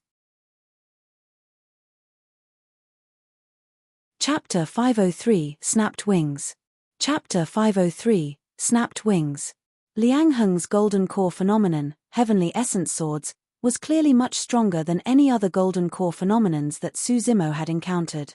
If this was before he had formed his inner core, even if he used all his trump cards such as the ancient dragonification manual and other secret skills, Su Zimo might not be able to handle a golden core phenomenon as such. But now that his inner core was formed, Su Zimo had nothing to fear. There was no one else who understood the might of the mystic classic of the 12 demon kings of the great wilderness better than him. When he attained lesser mastery of the orifice clearing section, he was already able to suppress most other cultivators of the same cultivation realm. At greater mastery of the orifice clearing section, he was almost invincible in the ancient battlefield. Right now, he had formed his core. Su Zimo believed that although he had only just created his inner core, given the transformations he experienced from the mystic classic of the 12 demon kings of the great wilderness, he was certain that he could kill most of the golden cores. Clang! Clang! The cyclone created by the heavenly essence swords was already hurtling towards Su Zimo's direction. The demonic glint in Su Zimo's eyes pierced into the cyclone like 2 streaks of lightning. Boom! Without avoiding or retreating, he roared from the depths of his throat and extended both hands, receiving the incoming sword cyclone with his bare hand. Poof! Poof! Poof! Wounds appeared on Su Zimo's palms and arms as the sword cyclone injured him, causing fresh blood to flow. However, after he bled, Su Zimo turned more excited instead as he grabbed the sword cyclone before him with both arms, as though he wanted to grab this long divine dragon and suppress it. You must have a death wish. Liang Heng laughed sinisterly and controlled with his will. The heavenly essence swords intensified and the cyclone expanded, engulfing Su Zimo entirely. Mince him. Liang Heng grit his teeth with an excited expression. I'm going to tear you into pieces. Normally speaking, any living being that was dragged into the heavenly essence sword cyclone would be cut into pieces. However, it was a pity that Su Zimo was his opponent. This was someone that was even more terrifying than pure-blooded ferocious beast. If one could focus their gaze and look into the heavy sword cyclone, they would discover that although there were many wounds on Su Zimo, none of them were deep. Some of them were merely faint marks. More importantly, even those injuries that were bleeding were recovering at a speed visible to the naked eye. It was as though the wounds were recovering the moment he was injured. Liang Heng's golden core phenomenon did not manage to hurt Su Zimo at his core. On the contrary, against the scarlet demonic chi, the heavenly essence sword cyclone spin rate was turning slower. Every single sword had their strength reduced after they were tainted by the demonic chi. Before long, Liang Heng's smile gradually froze, as though he was realizing something. Boom! There was a deafening sound. The heavenly essence sword scattered. Su Zimo broke free. Initially, he was still covered with wounds. However, all it took was a few dozens of breaths and those wounds healed completely without a scar. Liang Heng and perfected being Kang Lang felt their hairs stand on end as their pupils constricted. Is that all you've got? Su Zimo sneered and strode forward. Swinging his arm, his massive fist pummeled down from the heavens like a gigantic mountain. A shadow enveloped the place. Although golden core phenomenons were powerful, there was no way someone could activate them twice within a short period of time. Liang Heng did not have time to hesitate as he saw Su Zimo's incoming fist. Hurriedly, he withdrew a gigantic shield from his storage bag and it floated above his head. Thereafter, he crushed a few protection talismans immediately. Bang! Right after he did that, Liang Heng heard a deafening sound. His shield was repelled. Creak, creak, creak. Against Su Zimo's fist, his protection talismans were akin to paper and shattered. It's over, this is where I die. Liang Heng closed his eyes and thought to himself. The next moment, he felt an immense pain surge through his entire body as his tendons and bones were torn apart. With his organs smashed, he fell to the ground, already dead. In the blink of an eye, perfected being Kang Lang was all alone. He knew that Su Zimo had intentionally left him for last. Perfected being Kang Lang continued to soar into the skies, trying to get out of Su Zimo's attack range. Su Zimo's eyes were filled with mockery. Although he had yet to form his golden core, he had formed an inner core and could also soar into the skies without the use of external object. Boom! Stomping on the ground, Su Zimo leaped into the air. By the time he was in midair, Su Zimo's body had already returned to normal. As such, his speed increased significantly and he arrived behind perfected being Kang Lang in the blink of an eye. Myriad sunlight. Sensing the wind behind him, perfected being Kang Lang released his golden core phenomenon without even turning back. The blue skies were suddenly filled with immensely breathtaking sunlight that spread everything in a blinding manner. Unfortunately, Su Zimo was unaffected because of his immensely powerful vision. Sneering, he threw out a punch. Compared to Liang Heng's golden core phenomenon, perfected being Kang Lang's myriad sunlight was significantly weaker. Boom! With his body and terrifying demonic strength alone, Su Zimo took the golden core phenomenon head-on and shattered the myriad sunlight. He was overwhelming everything with brute force. Poof! Perfected being Kang Lang's figure staggered and he spat out a large mouthful of blood. That punch did not merely shatter his golden core phenomenon. The aftershock of the punch even followed through with the sunlight and struck him, causing his organs to shift position right away. Knowing that escape was almost impossible, perfected being Kang Lang turned around suddenly. He did not give up against the incoming Su Zimo and channeled his flying sword, piercing it towards Su Zimo's direction. Phew! The flying sword streaked through the air and arrived instantly. Without even blinking, Su Zimo extended his bare hands and grabbed the incoming flying sword directly. Gripping both ends of the flying sword, he snapped with force. Piak! The flying sword shattered. Su Zimo continued advancing. Tossing the flying sword in his hands to the ground casually, he arrived before perfected being Kang Lang in the blink of an eye. The two of them were in a face-off. Su Zimo's expression was indifferent and his gaze was calm. However, perfected being Kang Lang's hair was in a mess and he looked wretched with a frightfully pale expression. This was 8 years in the making. Although they were now reunited back in Pingyang town, it was under completely different circumstances. 8 years ago, you told me that although the inferior ant yearns for the sky, how can they ever touch the eagle's wings? Su Zimo remarked indifferently. Today, I'm telling you that not only can I touch the wings of the eagle, I'm even going to snap them. Before he finished his sentence, Su Zimo reached out for perfected being Kang Lang's throat. Perfected being Kang Lang's expression changed starkly as he raised his hands instinctively before him to defend. Su Zimo's gaze turned cold. The moment he touched perfected being Kang Lang's arms, he exerted strength forward. Snap. Perfected being Kang Lang's arms were snapped on the spot. Flesh hung from his broken bones that were revealed as blood flowed everywhere in a grisly manner. Ah! Shrieking tragically, perfected being Kang Lang almost fainted. Instantly, cold sweat started pouring from his forehead.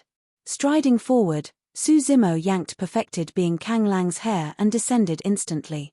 He dragged perfected being Kang Lang towards Shenmengqi. With his lifeless arms, perfected being Kang Lang could do nothing as Su Zimo dragged him across the mud. Chapter 504 Life Payment. Chapter 504 Life Payment. The entire battle lasted for less than 100 breaths. Standing where she was, Shenmengqi looked at everything in a daze and her mouth was slightly agape, unable to close for the longest time. This was 8 years in the making.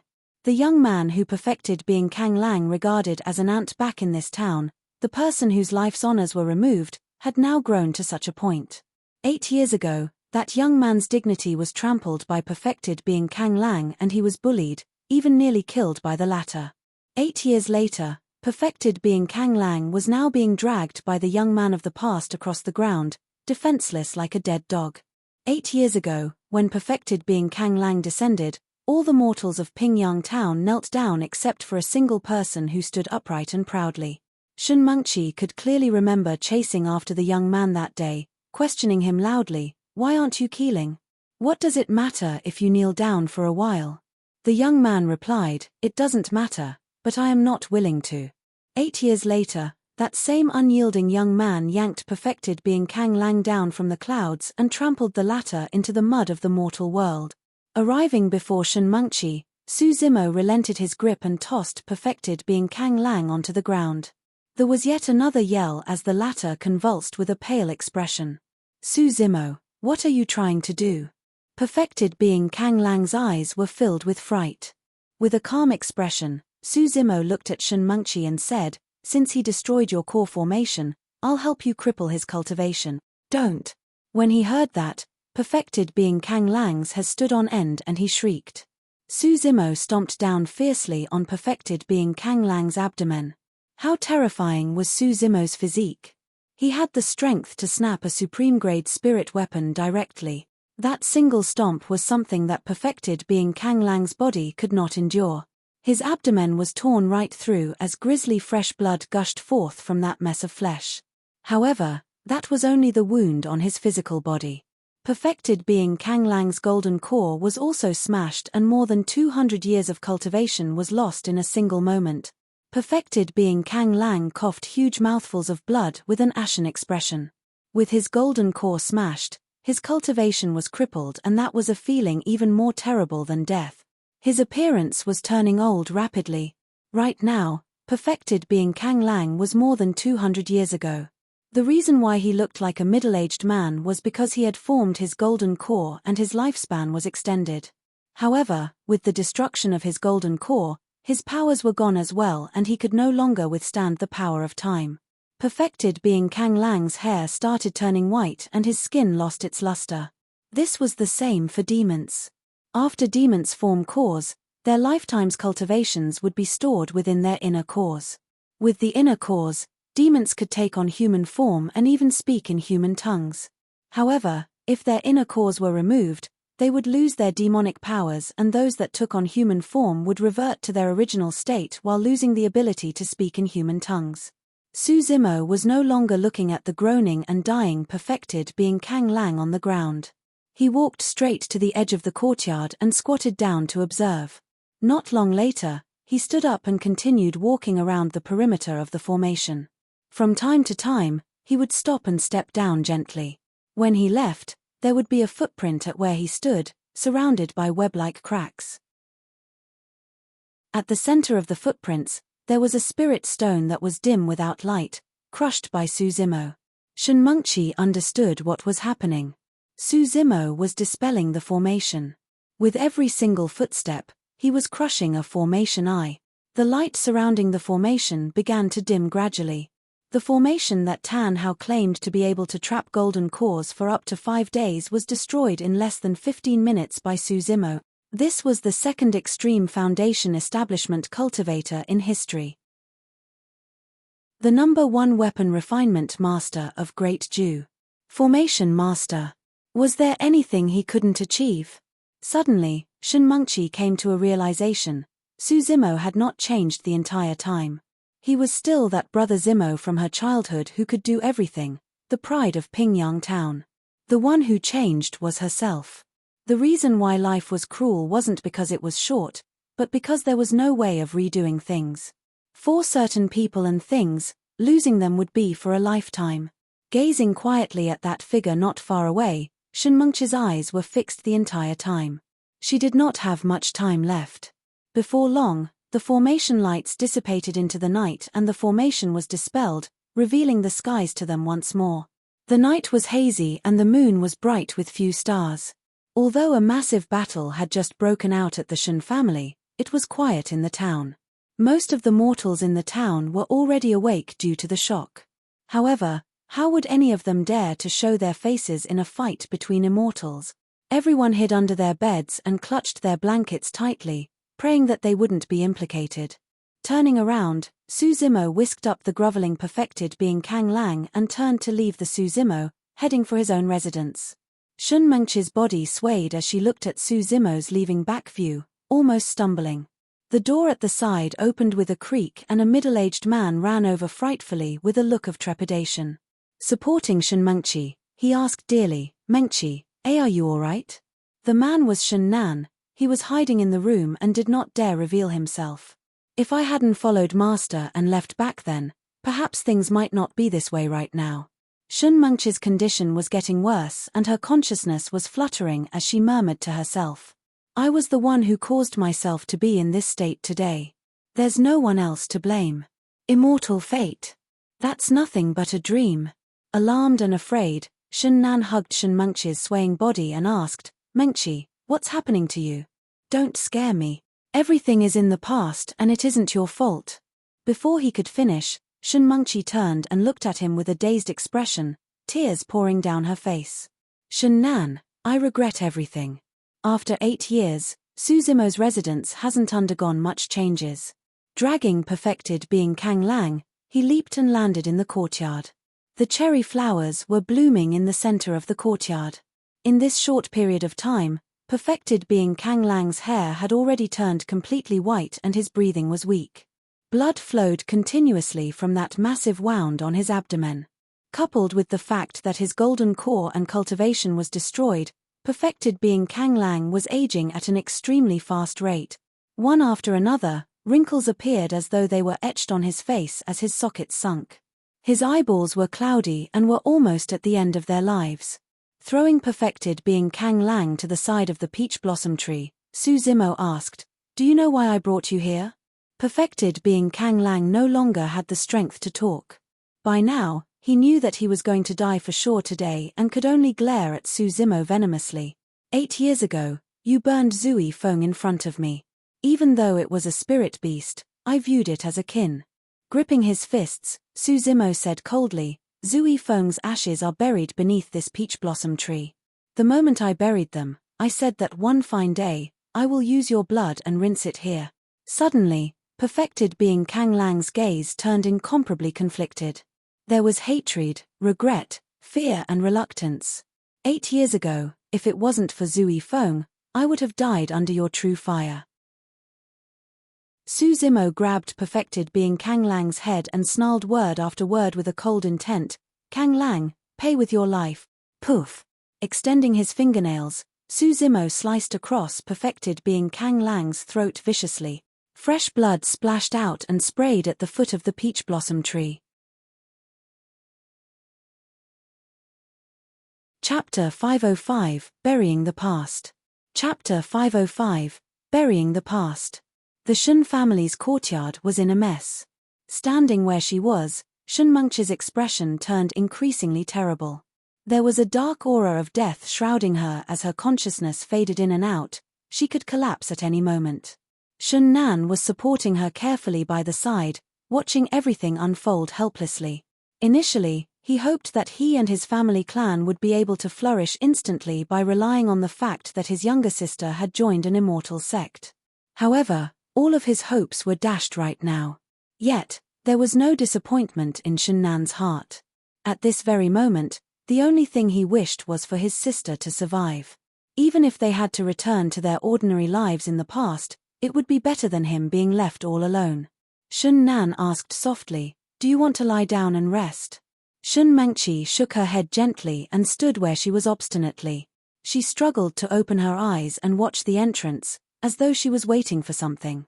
She knew that if she were to lie down now, there was a chance she wouldn't get up again. The night darkened gradually. Finally, a familiar figure appeared at the entrance. Green robes, black hair and a set of elegant features. That person had once accompanied her through countless warm and happy times. Now, he had returned to send her off for her final journey. Shun Mengqi said softly, "Take me there." After a long silence, Su Zimo replied, "All right." Waving his robes, he brought along Shun Mengqi, who was not far away, and soared into the skies, disappearing into the night above the skies of Pingyang town. Before long, the two of them descended in a small valley. Spring was blossoming right now and all life was flourishing. Against the hazy night skies, sprouts and leaves could be seen swaying gently.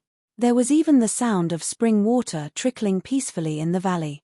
Such a scenery was nothing much in the cultivation world. Major sects would typically look for places with rich spirit chi to set up their bases, such as places flourishing with flora, places with vast clouds and skies, places with towering waterfalls, places with billowing smoke, or places with rainbows.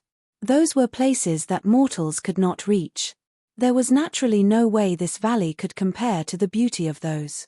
However, it had an advantage in how realistic it was, with gentle breezes, the chirps of birds and insects, as well as the trickling sounds of water. In the clamor of the mortal world filled with strife, this was considered as a rare paradise that was serene and beautiful. The two of them discovered this place by accident when they were young and regarded as a paradise hidden from the world. This was a place that belonged to the two of them and they never discussed it with anyone else. Apart from the time when Su Zimo went to study, this was the place where both of them visited the most. They spent countless nights lying side by side on a small peak in the valley, gazing at the skies and the endless stars, dreaming about their future. Shun Mengqi had once said, "If we turn old and die one day, I want to be buried here." Right now, she was here. Su Zimo placed Shun Mengqi on the grass fields in silence with an indifferent expression. However, a hint of a conflicted emotion flickered through his eyes. He no longer had any attachments towards Shun Mengqi. The moment she decided to leave 8 years ago, that was the end of their relationship. However, witnessing her meet with such an end, Su Zimo could not help but feel a surge of sympathy and pity in his heart. Shun Mengqi was not bad by nature. Otherwise, she wouldn't have helped Su Zimo beg for mercy 8 years ago or remind him to be wary of Ju Dingyun. Otherwise, she wouldn't have gone against perfected being Kang Lang 8 years after, resulting in her death. She was not suited by nature to survive in the cruel cultivation world. Even if perfected being Kang Lang did not harm her, she would have met with her demise sooner or later. She was ruined by that immortal fate.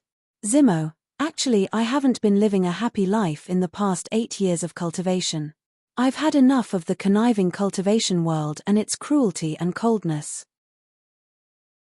Shun Mengqi laid beside Su Zimo's legs and gazed at the stars above, murmuring softly with a dazed expression. I've often thought about how great the past was, carefree without worries. Even if I was merely accompanying you and watching you study in silence. We were together every day and made so many wishes. As she talked about the wishes, Shunmengqi smiled unknowingly and her eyes flickered with light. However, those lights dimmed before long. But, later on, Shunmengqi's voice got softer as she continued. Su Zimo listened silently the entire time. As daybreak approached, the stars in the skies disappeared bit by bit. Those stars are so beautiful. Unfortunately, I won't be able to see them again. Slowly, Shunmengqi closed her eyes. They never opened again. The power of the spirit lock flower was gone by now. Channeling spirit energy, he swept his sleeves. A human-shaped grave appeared on the ground, and although mud and dust flew everywhere, none of it touched Shunmengqi. Su Zimo placed Shunmengqi into the grave. Just as he was about to fill the grave back with mud, he paused. His face was slightly lowered and his gaze was calm. He did not move at all, remaining silent. He stood there quietly. A long time later, a ray of sunlight purged away the remnant darkness of the night. Within the grave, Shunmengqi was like a young girl in a peaceful deep sleep. She seemed like she was one with the valley. Under the ray of sunlight, 2 streams of tears flowed down from the corners of the girl's eyes. The tears were clear and transparent, reflecting a figure in green robes. The tears fell along with the figure they reflected, buried together with this young girl in this valley for all eternity. Finally, Su Zimo took a deep breath and waved his sleeves, burying the grave. He turned around. Not far away, Shunnan stood with tears streaming down his face, bearing a look of misery. From this day forth, he no longer had any kin in this world. Initially, Shunnan's heart was filled with fear towards Su Zimo. At that moment, he had lost all sense of reasoning as he yelled at Su Zimo. What did she do wrongly? What reason was there for her to reject the opportunity of an immortal ascension presented to her? Who could reject it? Why did things end up as such? Why?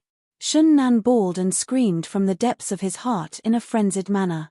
At that moment, he even wished that Su Zimo could kill him so that he wouldn't have to endure such misery anymore. Walking towards the outside of the valley, Su Zimo paused for a brief moment when he passed by Shunnan and said softly, "She wasn't wrong. It was fate that was wrong." Shunnan froze for a moment before stumbling to sit down weakly. Su Zimo left and disappeared before long. Upon returning to Pingyang town, Su Zimo walked along the long street and looked at his familiar surroundings.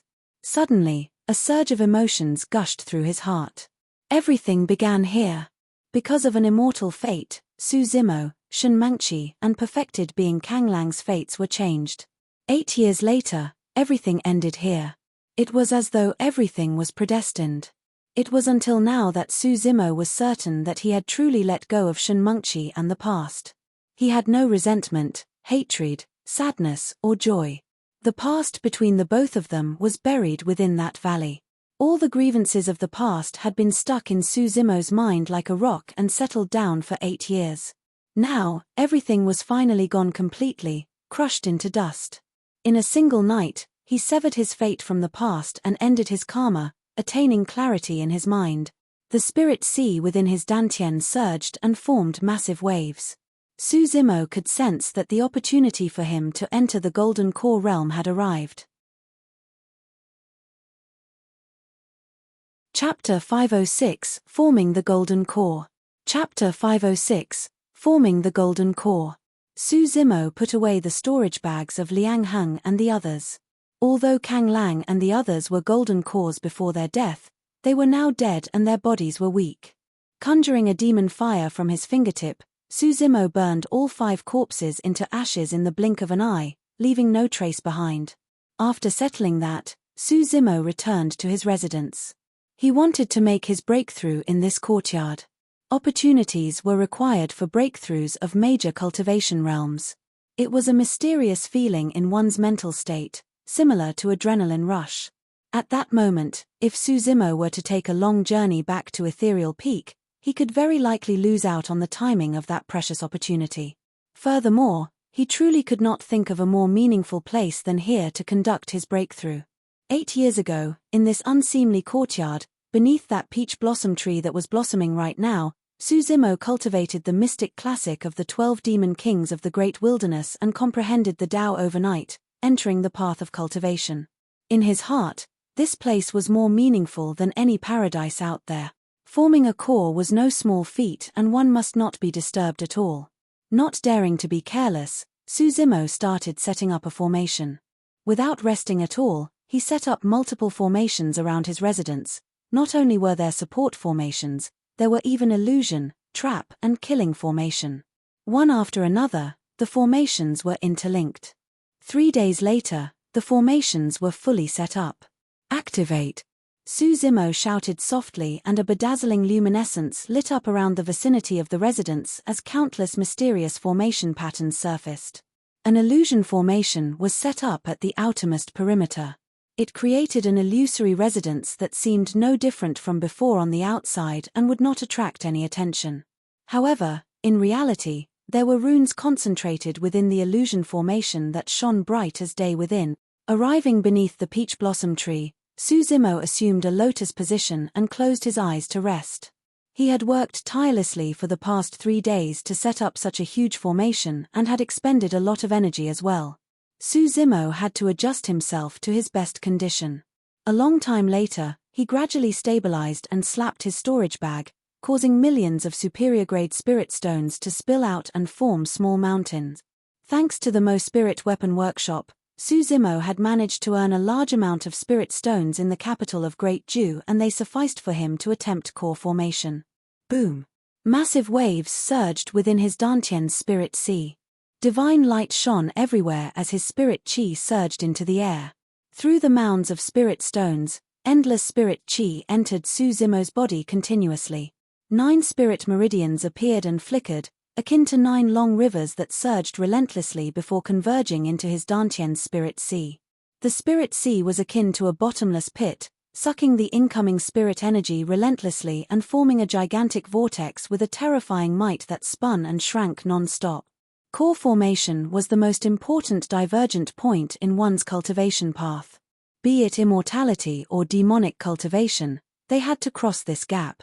From chi condensation to foundation establishment and finally to golden core, cultivators undergo the process of training their chi, liquefying it and eventually condensing it into a core. From gas to liquid and finally solid, every single transformation was a leap in quality. From that, it could be seen that the foundation of the golden core was still spirit chi. However, it was merely built from a continuous and gradual transformation. Almost all the cultivators understood what the process was like. It was a never-ending process of extraction, condensation, and compression. Along with time, one could turn the initial spirit chi into a solid golden core and complete the transformation. However, throughout history, there were many cultivators and yet, less than 1 in 10,000 are able to form a core. What was the reason for that? Why were there still people failing despite the ease and clarity of the entire process? It was a simple logic to understand. The rise in quality of spirit chi along with one's cultivation would naturally lead to an increase in strength. However, why was one's lifespan extended for hundreds of years after a core was formed? In reality, the reason for that was the true secret behind core formation: to understand life. If one wanted to form a core, they had to understand the true meaning behind the Tao of a core. That was the only way for them to break free from the constraints of heaven and earth and extend their lifespans. The reason for the extension in lifespan was because of a new level of deep understanding. The wisdom that Buddhists often speak of refers to the comprehension of the Tao and enlightenment, allowing one to transcend life and death, turning into a saintly being. It was a sort of comprehension at a new level and referred to supreme wisdom. What was the truth behind the golden core? There were 2 sides to everything. It was the same for life. A still rock wasn't alive and neither was a running river. The most primal and natural state of life was only manifested through a combination of stillness and movement. The existence of life was activity. Motions are a way of representing life, while stillness was a method for nourishing life. In truth, the formation of a golden core was a process born out of nothing by instilling stillness into motion. To begin with, spirit chi did not exist within one's body. However, after years of cultivation for a strain of spirit chi to appear, it could then gradually grow stronger and turn into a liquid form which could course through the 8 meridians with firm strength. Eventually, it would flow into the sea and return to the dantian, forming a silent and still golden core. Things would happen naturally and logically. At that moment, life would undergo an unprecedented change in quality. By interweaving motion and stillness to condense a golden core and nourish life, one's lifespan could be extended. To begin with, life was something that was produced out of nothing. Eventually, it would enter an eternal slumber after its vibrancy. Producing something out of nothing, entering stillness after motion, that was an interpretation of life. In truth, the formation of a core was the understanding of one of life's obscurities and as such, gaining an extension in lifespan. That was the true meaning of core formation. Once one creates a golden core, one's lifespan will not be decided by nature. That was the most famous mantra of core formation and also hinted at its true essence. For foundation establishment cultivators, the chances of them condensing a golden core was more than 80% as long as they unlocked 5 spirit meridians. Even so, there were still people who failed. They did not fail in core formation, but in the comprehension of the true meaning behind core formation. Throughout history, generations and generations of seniors and predecessors passed down their personal experiences of breaking through to the golden core realm. However, Tao was something that was incorporeal. It couldn't be explained clearly, touched or seen. Even if one knew what was going on, it was useless. The only way for them to transcend mortality and break out of their mold was through personal comprehension. As time passed by, Susimo's aura turned increasingly terrifying as his black hair swayed gently without any wind. His lifespan was extending endlessly. 200 years. 300 years. 500 years. Susimo's understanding of core formation had not only affected himself. Subconsciously, another life in the courtyard was affected. Behind him, the peach blossom tree was shrouded by an invisible Tao and it grew. Its trunk grew thicker and its branches extended. One after another, pink buds blossomed in the blink of an eye. The petals scattered around Susimo's vicinity. Instantly, the petals that scattered grew into new flowers and the entire process was mysterious, akin to a dream. The peach blossom tree swayed gently. If Susimo were to open his eyes right now, he would be able to sense that the peach blossom tree was exuding an emotion of joy. It had gained sentience. Chapter 507, Golden Core completed. Chapter 507, Golden Core completed. Waves raged fiercely within the spirit sea of the dantian, shining with a divine radiance. The 2 starkly different Taos of immortals and fiends were in constant conflict within the dantian. Fire and water, 2 starkly different energies, were clashing within the dantian as well. The situation that Susimo was in right now was rather unique. He managed the first step of understanding the true essence of core formation and extended his lifespan. However, due to the fact that there were 2 starkly different energies clashing, his golden core was yet to be formed. A situation as such was rarely seen throughout history and one would have to undergo immense danger. If anything untoward happened during the clash of the 2 different energies, his dantian would rupture on the spot and his foundation would be entirely destroyed. Right now, fire and water was interweaving constantly within his body. These 2 forces were irreconcilable. With every clash, there would be a violent jerk in the dantian, letting out a jarring sound. At the same time, an extremely terrifying force would surge through all his limbs and organs. For normal cultivators, the impact of those forces were destructive. If they were in this position, their bones and tendons would have snapped while their organs would have exploded along with their bodies into blood mist. However, of all things, Susimo was someone who did both immortality and demonic cultivation. Furthermore, his demonic cultivation technique was a supreme demon classic that could change the world and creation, forging a body that was terrifying beyond anything else. His body was akin to a relentless utensil that could undergo all setbacks. He was unyielding as the forces of fire and water clashed against him. As time passed by, spirit chi entered his body endlessly. Coupled with the fact that he was at the legendary Extreme Foundation Establishment realm, the two different energies climbed relentlessly. At the same time, the clash between the two energies was getting more intense as well. Bang! Bang! Bang! Loud bangs were even echoing from within Suzumo's body. Later on, with every single clash, Suzumo's body would jerk and he would frown with a look of pain. At that moment, the most rational thing to do for him was to stop in his core formation attempt. However, Suzumo's expression was resolute and he wasn't swayed at all. He believed in his determination. If he could calm the monkey mind, control the prancing horse and subdue dragons and tigers, why wouldn't he be able to subdue the Tao of fire and water as well? He also believed in Dai Yu and the mystic classic of the 12 demon kings of the great wilderness. He was convinced that his body would be able to endure the impact. Boom! Boom! Time slowly passed. The frequency of the clash between the two energies subsided. However, each clash was now scarier with accumulated force and the impact was even more terrifying. Poof! One after another, terrifying blooded scars appeared on Suzumo's body and face. His flesh was split open and there was a mist of blood around him. It was painful. Every single inch of meat was in tremendous pain and struck at his nerves. The impact was something that came from within.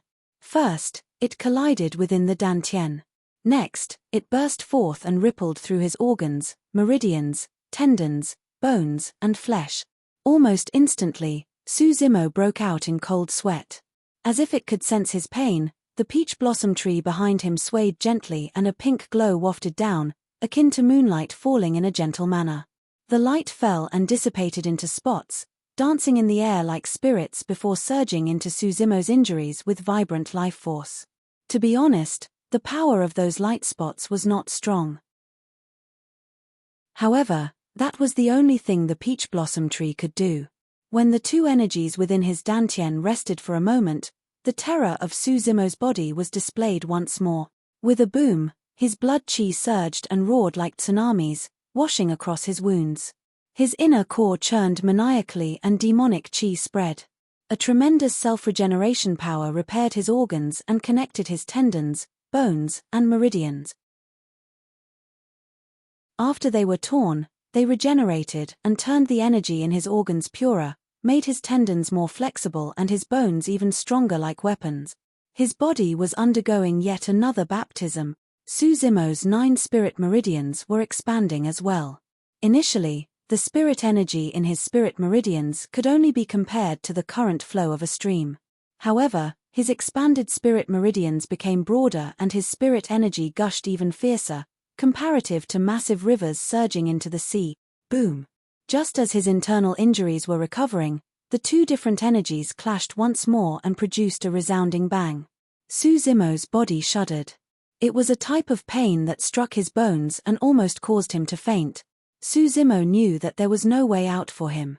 If he were to retreat at this moment, he would suffer even greater difficulties and pain in the future for his next attempt at core formation. No one could break Suzumo's determination. His spirit sea condensed continuously, shrinking, transforming and ascending. An illusory phantom of a golden core appeared faintly. Endless spirit energy surged towards that illusory golden core, allowing it to turn corporeal and firmer. The demon inner core was condensed in Suzumo's chest. On the other hand, the immortal golden core swiveled an inch beneath his navel in his dantian, shining with a golden glow in its spherical shape. Against that bedazzling golden shade, Suzumo's organs, blood, flesh, bones, marrow and meridians shone with an illuminating transparency. Suzumo sat beneath the peach blossom tree with a transparent and flawless body, emanating the aura of an ethereal immortal. He was like a peerless immortal king that had descended, looking down on the world and shocking the masses. By stepping into the golden core realm, breaking free of the restraints of heaven and earth and extending one's lifespan, there would also be a change in one's demeanor as they transcend mortality. Suzumo now truly possessed an air of immortality. His expression calmed down gradually. At this point of his breakthrough, he had already crossed over the most dangerous and arduous stage. What was left was for him to materialize the illusory golden core before stabilizing it. The peach blossom tree swayed and petals fell with a hint of joy as well. An unknown period of time passed. Suzimo shuddered and a golden core was formed in his dantian. It was indestructible and pure, radiating with an immense luster. An extremely terrifying aura emanated from within Suzimo's body, as though a gigantic ancient true dragon was awakening. All of a sudden, Suzimo's eyes were initially shut. However, he suddenly felt his vision blur and witnessed a shocking scene. Dark clouds were overcast and lightning flashed as thunder rumbled. The skies collapsed and formed a series of tears. An apocalyptic firestorm rained down and all living beings were crying miserably. In the face of this energy that could destroy all life, Suzimo's expression was pale and he felt that he was pathetically insignificant.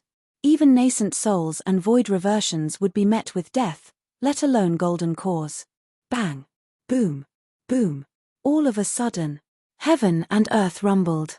An incomparably massive ancient demon descended with a terrifying aura and 4 legs that were akin to heavenly-piercing pillars.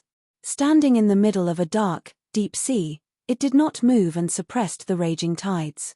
Its tough armor carried the broken firmament and blanketed the world, blocking the massive void currents while protecting all living beings. It was a turtle-shaped demon beast. Suzimo had never seen such a gargantuan beast. Filled with a vicissitude aura, it seemed like it had crossed through the sands of time from the ancient eras and appeared in the world. Mysterious patterns were etched on its shell, forming obscure runes that seemed as though they could understand the world and the secrets behind the origin of the universe. Focusing his gaze, Suzimo realized that his eyes stung with an incomparably sharp pain and instantly, 2 streams of tears flowed down his cheeks and he spun in dizziness. Startled, Suzimo shut his eyes hurriedly. Chapter 508 Double Phenomenon. Chapter 508 Double Phenomenon. Against the flashing lightning and roaring thunder, the turtle carried the broken heavens and calmed the raging tides with all 4 legs, protecting all living beings. Raising its head, it roared into the skies and divine light burst forth from its eyes in an unstoppable momentum. At that moment, the divine turtle was the only godly being in the entire world. Although Suzimo's eyes were shut, that scene was etched deeply into his mind unforgettably. This is my golden core phenomenon. Secretly delighted, Suzimo closed his eyes and recalled the phenomenon he had witnessed in his mind. He did not know the origin of his golden core phenomenon or what its name was. Perhaps, it might even be an unprecedented golden core phenomenon. However, Suzimo knew that the golden core phenomenon was extremely powerful. At the very least, he had never come across another golden core phenomenon as dazzling as such. Prior to this, in the battle at the Shen family, a golden core released his heavenly essence swords and it was already strong enough to be able to wound Suzimo's body. However, compared to the golden core phenomenon Suzimo had just comprehended, that was far inferior. In his estimations, even 10 heavenly essence swords wouldn't be able to deal with his golden core phenomenon. As Suzimo was comprehending his golden core phenomenon, his eyes blurred once more and the divine turtle from earlier on disappeared. The next moment, Suzimo was stunned. It was as though he had traveled back in time and instantly, the environment changed. Previously, the heavens were shattered. This time round, the earth had caved in and blood flowed everywhere. Heavens collapsing and the ground sinking in were catastrophes of the legends. When they surfaced in Suzimo's vision, it shook his mind and felt extremely realistic as though he was right in the midst of it. The ground caved continuously, opening up bottomless ravines one after another. A baleful aura surged forth. The mountains were tumbling and the ground was disintegrating. Lava surged forth endlessly with a scorching heat, flowing rampantly on the vast lands and burning everything in sight. Countless living beings were turned into ashes. Experiencing the apocalyptic tragedy brought forth by the terrifying power of this catastrophe, Suzimo felt his mind shake and he could not steady himself. What is this? Suzimo was dumbfounded. Logically speaking, he had already cultivated a golden core phenomenon. Why was another phenomenon appearing before him? Furthermore, it was comparable to the previous phenomenon in terms of power. The miserable cries of the living beings seemed to have woken some sort of a powerful existence. All of a sudden, A massive living being crawled out from the depths of the ground with a terrifying aura. It had the head of a snake and the body of an anaconda. Red in color, it was lined with scales that stacked against one another like flaming red steel plate. That is.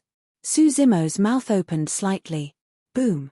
Before he could react, the living being soared into the air and a massive pair of flaming wings appeared on its gigantic back. What sort of a monster was that? The head of a snake, body of an anaconda, scales of a dragon, no horns on its head nor legs beneath its feet. It was like an ancient WM with wings. However, the aura of the WM was not inferior compared to true dragons. Ascending above the 9 heavens, the scarlet eyes of the WM scanned the place. When it looked at the endless corpses of the countless living beings buried in the sea of flames, it could not help but bellow. Swoosh! Opening its massive mouth, the WM sucked furiously. All the scorching lava on the ground flowed in reverse into the WM's mouth like rivers entering a sea. It swallowed the lava with large, angry mouthfuls. The scales on the WM turned brighter and redder and the flames on its wings intensified. Countless living beings were saved by the WM single-handedly. Suzimo took a long time before he could calm down after seeing the scene. Double phenomenons. Could a single person possess 2 different phenomenons? Taking a deep breath of air, Suzimo recalled and experienced the 2 different phenomenons, comprehending them deeply. An unknown period of time passed. All of a sudden, he opened his eyes with a lightning gaze. Behind him, a phenomenon with a majestic aura rose. The heavens shattered and void currents flowed everywhere as meteors fell. A divine turtle stood between the world and stabilized the void currents with its limbs while holding up the heavens with its back as it roared into the skies. Immediately after, on the other side, another phenomenon surfaced. The ground caved in and volcanoes erupted, causing lava to surge with countless living beings implicated. A WM surged forth from the ground and descended upon the mortal realm. The 2 phenomenons appeared together behind Suzimo and emitted a terrifying aura as though they could contain everything. The peach blossom tree was motionless, seemingly scared stiff by the 2 phenomenons. A long time later, Suzimo let out a deep breath and the divine light in his eyes vanished. Gradually, his aura retracted and gathered within his dantian. The 2 golden core phenomenons dissipated slowly. Success. Suzimo was delighted that he had managed to cultivate 2 golden core phenomenons that were so strong and frightening. However, he had many questions. What were the origins of his phenomenons and what were their names? Or rather, why was he able to conjure 2 phenomenons? Recalling carefully, Suzimo thought about information he had read about many ancient remnant beasts and pure-blooded ferocious beasts in the ancient books. However, none of them matched the 2 demon beasts. Could they be living beings from the primordial era that are now extinct? Suzimo's heart skipped a beat. If they were extinct living beings from the primordial era, there would be almost no records of them in the ancient books now. Only some ancient super-sects might have retained remnants of information regarding them. Suzimo did not know much about golden core phenomenons. Perhaps I might only get a better understanding after entering the intermediate ancient battlefield. After all, the intermediate ancient battlefield had the phenomenon ranking. That was a place where all the elites of the Golden Core realm in Tianhuang mainland were gathered. A massacre between geniuses and the clashing of top-tier Golden Core phenomenons, that was a feast that only belonged to the paragons. All of a sudden, Suzimo's heart skipped a beat. Among the 4 Golden Cores that accompanied perfected being Kang Lang here, apart from Sima Ji, judging from their sect badges, they did not seem like they came from the Great Zhu dynasty. He might be able to seek out some useful information from the Golden Core who cultivated the heavenly essence swords. Suzimo took out the person's storage bag and injected spirit energy into it. After a brief check, he withdrew an ancient book from it. There were 4 words written on it: Golden Core Phenomenon Ranking. The intermediate ancient battlefield would open up once every 100 years. This meant that the phenomenon ranking would refresh once every 100 years. Throughout history, there have been countless golden cores who left their names on the phenomenon ranking and it was refreshed constantly. However, There were not many changes to the top 108 golden core phenomenons. All in all, only those slightly more than 100 golden core phenomenons could be considered as the strong ones. Suzimo opened the ancient book. There were many words scribbled on it. It was clear that someone had recorded them. The words on the first row were the largest and the most striking. Phenomenon ranking number 1. Di Yin, Chaos Ocean. The front portion was his name while the back was the golden core phenomenon he cultivated. There was even a line of small words after his golden core phenomenon describing the origins of it. When Suzimo caught sight of the first sentence, he was shocked. Chaos Ocean, ancient phenomenon, created by the human emperor.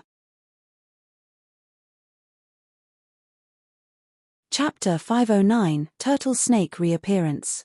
Chapter 509, Turtle Snake Reappearance. Suzimo continued reading. The Chaos Ocean was created by the human emperor using everything he learned after he entered the Extreme Foundation establishment realm and observed the secrets of heaven and earth while pursuing the origins of the universe. It's the top among thousands of phenomenons and is the number 1 across history. Top among thousands of phenomenons and number 1 across history. What an incredible evaluation. Suzimo was secretly shocked. Although he had also cultivated to the Extreme Foundation establishment realm, the golden core phenomenon he cultivated did not depend on the number of spirit meridians he had unlocked, but his experiences and his comprehension of his cultivation. There was a high chance that this golden core phenomenon ranking was from 100 years ago. Suzimo did not know what sect or background Di Yin was from to be able to comprehend a golden core phenomenon created by the human emperor. Any cultivator that could occupy the top spot of the phenomenon ranking was definitely not someone to be messed with. It was clear judging from Yang Beichen's methods. Suzimo continued reading. Phenomenon ranking number 2. Heartless Yi, Corpse Mountain Blood Sea. When he saw Corpse Mountain Blood Sea, Suzimo knew that the cultivator was the successor of Azura sect. In that battle at Ethereal Peak, the same phenomenon appeared behind the Azura Yang Beichen and it had a tremendous might. With a single strike, it killed 2 void reversions. Suzimo continued reading. Corpse Mountain Blood Sea, created by the first Azura of the ancient era. Initially 2 different golden core phenomenons, Corpse Mountain and Blood Sea. Although there have been many fiend heirs in Azura sect, few of them could fuse the 2 together. Once fused, it possesses terrifying might and can be ranked in the top 10 of the phenomenon ranking. Suzimo nodded silently. According to Yang Beichen's words, he should have become number 1 of the phenomenon ranking 1,000 years ago by relying on this Corpse Mountain Blood Sea. Although Chaos Ocean was the number 1 phenomenon throughout history, the ranking on the phenomenon ranking wasn't determined solely on one's phenomenon, but the strength of the cultivator as well. Even for the same golden core phenomenon, the strength displayed by 2 cultivators releasing it would be worlds apart if they had different levels of comprehension towards it. Phenomenon ranking number 3. Monk Pujien, Green Lantern Ancient Buddha. The appearance of the ancient Buddha accompanied by a green lantern booms loudly in Sanskrit across all directions, incinerating all living beings and suppressing all demons, ghosts and fiends. Cultivated to its peak, it can be considered as a top 10 on the phenomenon ranking. There were a bunch of other golden core phenomenons behind the phenomenon ranking and they were dizzying. Suzimo was extremely curious as he hadn't heard of them before.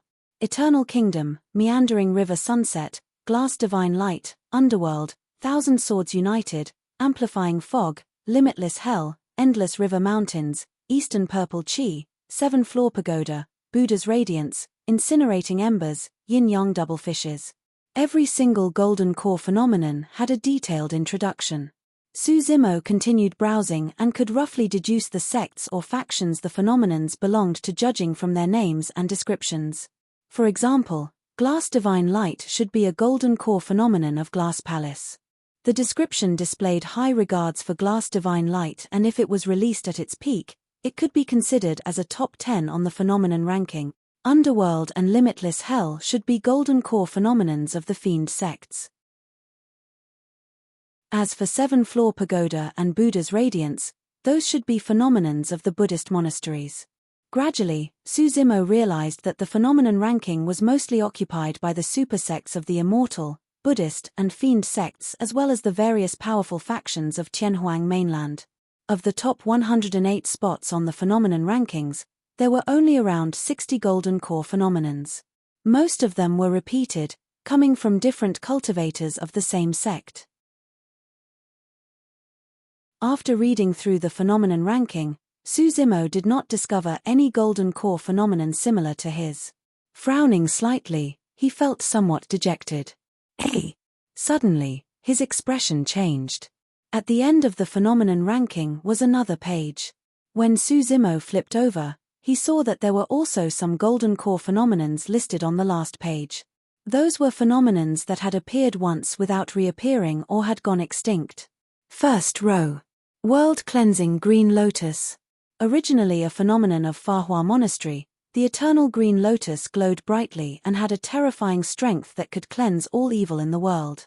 This was something that could be considered as a top 10 on the phenomenon ranking. However, 10,000 years ago, the North region met with a catastrophe and the Great Qian Empire was destroyed along with Fahua Monastery, leading to the loss of the world-cleansing green lotus.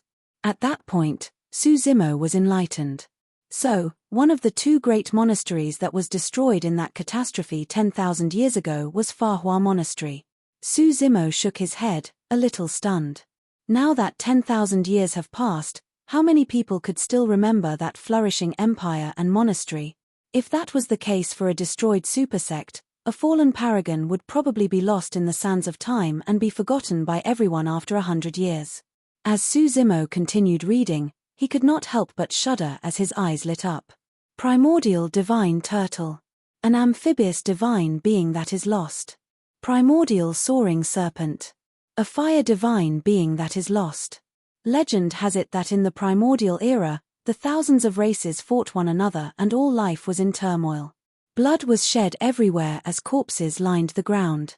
That massive battle caused the skies to topple and the ground to collapse. Void currents surged everywhere, meteors crashed, the ground caved in while lava spurted everywhere, killing countless lives. Su Zimo was in deep thought at this point.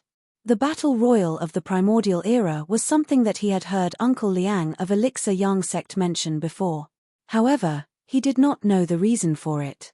What he knew was that the battle was the reason why only 100 races were left with thousands of races going extinct. Because of that, the human race gained a respite and managed to rise up. Su Zimo continued reading. Finally, that battle alarmed two divine beasts of the primordial era, the turtle and serpent, to descend at the same time. The divine turtle managed to carry the heavens with its shell and suppress the void currents with its limbs. The soaring serpent rose from beneath the ground. With a snake's head, anaconda's body, dragon scales, phoenix wings, no horns nor legs and strength comparable to a true dragon, it devoured all the lava and suppressed the volcanoes everywhere. The appearance of the turtle and snake saved all lives. Experts of the human race who witnessed that were moved and created the two phenomenons by comprehending them. Throughout history, there would occasionally be cultivators who managed to comprehend the two golden core phenomenons of the primordial era. However, none of them could display the same might of the past. There were rumors that when the phenomenon ranking was just created, the two golden core phenomenons were listed among the top 10. Upon seeing this, Su Zimo suddenly had an epiphany. He finally understood the meaning behind the two phenomenons. When he was forming his core, his dantian contained the energies of fire and water, which were starkly different. Both of them clashed repeatedly with neither side willing to relent. As such, the two energies intensified continuously while contesting against one another. Finally, with the risk of Su Zimo's body exploding, the two different energies finally stabilized and reached a balance. At that moment, the energies of fire and water were already at their limits. That was also the reason why Su Zimo managed to witness the two shocking scenes of the primordial era. The divine turtle represented water while the soaring serpent represented fire. The reason why the primordial divine turtle and primordial soaring serpent was not in the previous iteration of the phenomenon ranking wasn't because they weren't strong enough, but because both of them had gone extinct for many years. Smiling gently, Su Zimo felt a sense of pride.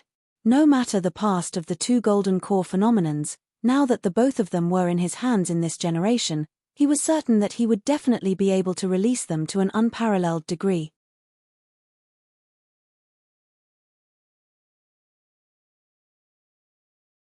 Although Dai Yu had also left him a Supreme Demon Classic before she left, there were corresponding cultivation sutras right from the body tempering section at the beginning all the way to the Yang spirit section at the end. For his immortality cultivation, Ethereal Peak did not have any top-tier cultivation techniques. While Su Zimo established his firm foundation in Ethereal Peak, his truly powerful immortality techniques were not learned from Ethereal Peak. He learned the ancient Dragonification Manual from the Human Emperor's Palace. The Candlelight Sword formation was obtained from Extreme Fire Dao Lord. It was the same for his Sea Calming Manual, Tidal Manual and Azura Saber. Therefore, Su Zimo decided to take a spin around the Great Chen ruins and see if he could gain any rewards. Thirdly, it was the rumor regarding the Spirit Fire. If he could meet with Carnate Spirit Fire, Su Zimo could attempt to repair the mystic gold silk armor in his storage bag. Back in the elementary ancient battlefield, he had even managed to pick up a few black gold arrows that used to be Carnate spirit weapons but had their spirit patterns destroyed. He could try to repair them. Additionally, the third level of the Candlelight Sword formation required 27 sword. If he could refine his flying swords again with a Carnate Spirit Fire, that would be a great boon to the power of his flying swords. Lastly, it was for his personal cultivation. Right now, Su Zimo was in possession of many cultivation techniques. If he were to merely rely rigidly on seclusion cultivation, it would be hard for him to meet with any progress. The way for him to meet with rapid growth was to be triggered by threats. Take Azura Saber for example. If one didn't kill and turn into an Azura, they won't be able to comprehend the secret of the Azura Saber. Tidying his attire, Su Zimo rose and dispelled the formation surrounding his residence with a wave before pushing the door and exiting. Standing at the entrance, he paused for a moment and turned back. His gaze was cloudy as he watched the petals falling from the peach blossom tree in the courtyard. In the blink of an eye, 8 years had passed. Now that this was completed, he would most likely not return in the near future. A long while later, Su Zimo took a deep breath of air and closed the door before turning to leave. In midair, Su Zimo sped towards the direction of the Great Chen ruins with nothing beneath his feet, experiencing the power and changes brought forth by the Golden Core realm. Apart from his year in the ancient battlefield, Su Zimo had never left the territory of Great Ju up till this point of his cultivation. On the one hand, he did not have much time. Merely 6 years have passed ever since he joined Ethereal Peak. For him to reach Golden Core realm from Qi condensation within 6 years was a rather terrifying cultivation speed. On the other hand, Su Zimo's cultivation realm was way too low. Foundation establishment cultivators could barely protect themselves within the territory of Great Ju. If they were to leave, it would be difficult for them to return alive. The Great Chen ruins was not located within the Great Ju dynasty. Now that Su Zimo had formed a core for both his immortality and demonic cultivation, he was much more confident and ready to explore the Great Chen ruins. He traveled for an entire month without sleeping and resting before finally arriving at his destination. On the horizon far away, a rubbled wall emanating an ancient aura came into view. Sweeping his gaze across, the ruins were vast and boundless. One could imagine the territory in the reign of this massive, glorious empire in its heydays. At the very least, it was more than 10 times the current Great Ju dynasty. When he got closer, Su Zimo focused his gaze. In the middle of the ruins was a frighteningly massive ravine that split the place into two, extending into the horizon far away. Looking down, it seemed as though a gargantuan beast was opening its massive mouth, ready to devour all life. The ravine was deep and dark, giving off a chilling wind. Even with the power of his vision, Su Zimo could not see what was within. Furthermore, he could sense extreme danger coming from the ruins. However, for some unknown reason, Su Zimo felt a familiar aura coming from the depths of the ruins, as though a voice or some sort of a power was calling out to him. Uncanny. He lamented while shaking his head. At the same time, the sound of chains rattling, dull and heavy, could be heard from the depths of the dark, ghastly ravine. A pair of eyes opened up with a ferocious glint. It flickered within that space. In that moment, it seemed as though day and light had just swapped over while yin and yang intersected. In that momentary flash of illumination, an extremely old and withered face could be seen faintly. It was extremely horrifying. The face grinned and let out an ear-piercing laughter. Cake. The fated person has arrived. Chapter 511 Righteousness. Chapter 511 Righteousness. Knowing that the Great Chen Ruins was not a friendly place, Su Zimo did not dare to be careless and descended slowly at the boundaries. He only headed in after checking out the surroundings. Even a capital as majestic as such was now reduced to rubbles and broken walls, turning into a ruin. As he walked across the mud and debris, Su Zimo was emotional. Be it immortality or demonic cultivation, the reason why most cultivators cultivated was because of the word longevity. However, who could withstand the power of time? In the ancient era, there were multiple emperors and countless mighty figures and patriarchs. But now, all of them were gone, leaving nothing but legends. Su Zimo did not know much about the Great Chen Ruins, and neither did he dare to advance too quickly. His ears twitched and his gaze intensified as he channeled the technique of universal sight and hearing to sense for activity around him. Along the way, he came across a few cultivators, and there were also Qi refinement warriors and foundation establishment cultivators. All of those cultivators were extremely cautious and wary. When they caught sight of Su Zimo, they had cautious expressions and hid far away, detouring around him. In these ruins, apart from the danger present here, it was also extremely common for others to kill for treasures. In the blink of an eye, 2 hours passed. Su Zimo did not receive any rewards from the ruins. He merely found some broken shards of spirit weapons in the debris which he tossed away casually. Naturally, he did not encounter any danger as well. It was late at night right now and the moonlight was pure. The entire place was eerily quiet. Strange. Su Zimo frowned. Suddenly, a tragic shriek sounded nearby. Su Zimo's heart skipped a beat. After pondering for a moment, he decided to check it out. If he knew the source of the danger, he could prepare himself for it as well. In a flash, he sped towards the origin of the sound. Not long after, he caught sight of a Qi refinement warrior standing on the spot. His back was facing Su Zimo, and although there was a clear life force coming from him, he did not move at all. A few cultivators stood and watched from far away, not daring to close in with fear in their eyes. Coughing gently, Su Zimo asked with a raised voice, "Fellow Daoist?" When the Qi refinement warrior heard Su Zimo's voice, his body moved and he turned around slowly. Su Zimo was petrified when he caught sight of that person's appearance. The person's forehead was dark and his lips were purple. Against the moonlight, his pale face seemed extraordinarily frightening as he let out a sinister smile. When he saw that smile, Su Zimo's hair stood on end. Hee. A creepy laughter sounded from the person as he grinned before lunging towards Su Zimo with open arms. Su Zimo calmed down before long. He might have been stunned if he had encountered something as such back when he had just stepped foot into the cultivation world. But now, he was already a golden core, and even if he hadn't encountered something as such before, he could roughly guess what was going on. Su Zimo did not dodge or avoid the attacking Qi refinement warrior. Reaching out, he slapped the person's forehead gently without exerting any force and shouted softly, "How dare you harm someone, demon? Get out!" A shriek came from within the Qi refinement warrior's body. A ghost flew out from the top of his head. It was difficult to see as it was illusory and transparent. When it sensed Su Zimo's aura, the ghost was horrified and fled into the distance right away. The Qi refinement warrior's body shuddered and his lips and face regained some color. However, that person was frail and weak, falling down limply as he panted heavily. "Thank you, Senior." The Qi refinement warrior panted while expressing his thanks. "Take a while to recover and leave this place as soon as possible. If you linger longer, you might die," Su Zimo remarked darkly. All right." The Qi refinement warrior nodded hurriedly.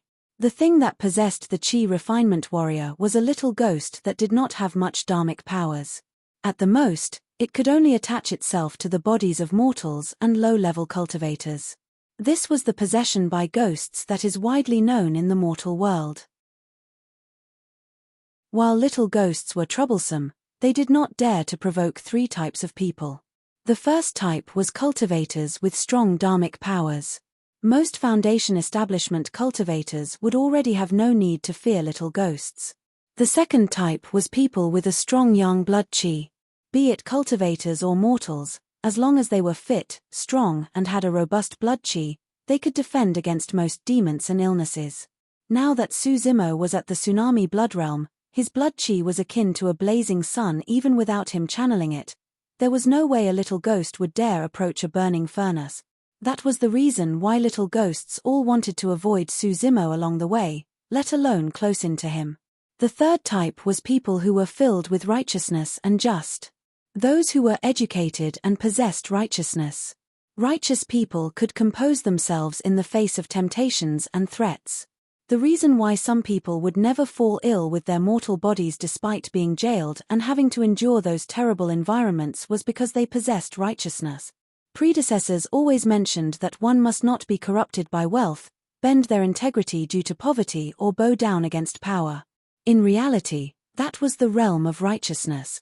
Mortals often mention that one would not fear ghosts if they hadn't done anything guilty. This was also the same logic. As long as one did not commit acts of guilt, their hearts wouldn't weaken out of fear. Those that were righteous were always fearless. Back when he was young, Suzimo had even heard about some legends when he was studying. 4 great scholars with immense wisdom and righteousness, in their twilight years, even with their weak mortal bodies, a single shout was enough for them to keep evil at bay. Their shouts could shock the ghosts into dust. 10,000 years ago, millions of lives were killed in this place overnight. As such, the aura of vengefulness was strong and there were many wandering ghosts left around with their grievances. Given the large number of little ghosts, there were bound to be malicious ghosts born from them. Little ghosts were troublesome, but they would not harm one's life. Malicious, ferocious, and evil ghosts were those that killed. Even for Foundation establishment cultivators and golden cores, a slight misstep could cause them their lives. Suzimo continued advancing, and as the night got darker, he entered deeper into the ruins as well. Not long after, a tragic laughter sounded in all directions. It was unpredictable and caused one's hairs to stand on end. Smirking coldly, Suzimo did not stop and continued forward. Swoosh! An evil gust of wind welcomed him. Suzimo's black hair swayed gently and his expression was calm. There wasn't a single trace of panic in his eyes. "If you continue forward, I'll take your life." The shrill voice of a woman could be heard from the evil wind. Suzimo was unmoved. He had just walked a dozen meters ahead when a hazy phantom appeared behind him, dressed in blood-colored robes with long black hair touching the floor. A menacing face could be seen faintly from between the black hair. The malicious ghost reached out with both hands, lunging towards Suzimo silently with its purplish-black fingernails. Suzimo seemed oblivious to it. The moment the hands of the malicious ghost touched Suzimo's body, its expression changed and it shrieked. Suzimo's bloodline surged and shone with streaks bedazzling lightning. The power of thunder was the most righteous energy in the world and was the greatest counter to evil entities. The malevolent ghost would not have expected that Suzimo's bloodline would possess the power of thunder. Instantly, it was struck by the thunder and dissipated into ashes, disappearing. Right from the beginning, Suzimo's footsteps had not stopped at all. Initially, there were other malevolent ghosts surrounding him. When they witnessed that, all of them scattered in unison.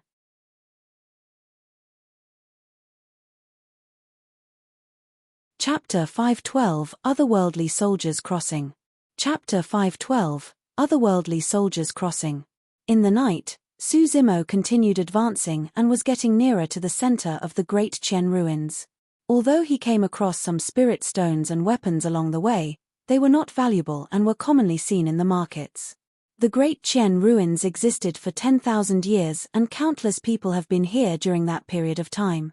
The relatively safe areas at the outer perimeter were most likely ransacked thoroughly long ago. If one wanted benefits, the greatest possibility would be at the depths of the ruins right in the center. Suzimo guessed that the outer perimeter of the Great Chen ruins was mostly filled with little ghosts that did not have much power. As he ventured deeper, he came across malevolent and evil ghosts. If he were to continue advancing deeper into the center of the ruins, there was a high chance that he would meet with danger that could threaten Golden Cause. As he looked down at the gigantic ravine that ran through the ruins from midair, Suzimo felt a sense of trepidation. Before long, he gradually stopped and gazed across, murmuring softly with a look of shock, "Was this the palace back then?" At the front, a series of towering pitch-black walls stood piercing into the clouds majestically. Although it looked obvious that they were old, it also displayed the dominance of this palace back in the past. Even the sight of the debris alone was enough to shock Suzimo. Against the palace walls, any cultivators would seem like an insignificant ant. If the Azura Yang Beichen had not told Suzimo about it, he would not have been able to imagine that a capital as huge as this was destroyed by a divine dragon overnight. What a pity for such an empire. Suzimo lamented internally and entered slowly. The moment he entered the vicinity of the palace, his expression changed and he frowned. He felt a cold chill piercing his body. Given Suzimo's immensely strong blood chi that could repel evil, the fact that he was able to sense chills meant that this palace was far from simple.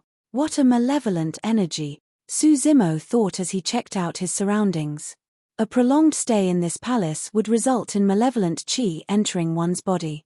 Over time, it would result in massive issues within one's body and could even reduce their lifespans. Even with Suzimo's formidable blood chi, he did not dare to linger too long in this place. Seems like not only did many people die in this palace, their cultivation realms were not low either. Otherwise, such a terrifying malevolent chi wouldn't have been formed. Just as he was about to move forward, his ears suddenly twitched. Suzimo's eyes lit up and he shuffled his footsteps, stealthily dodging to the side and hiding behind a fake mountain without touching the ground with his heels. Ta, ta, ta. Before long, a series of dull footsteps sounded, marching in unison. Gazing over, Suzimo saw that there was a squadron of more than 1,000 soldiers strolling over from a small path nearby. All of those soldiers were armed and wore ancient armor that was filled with rust.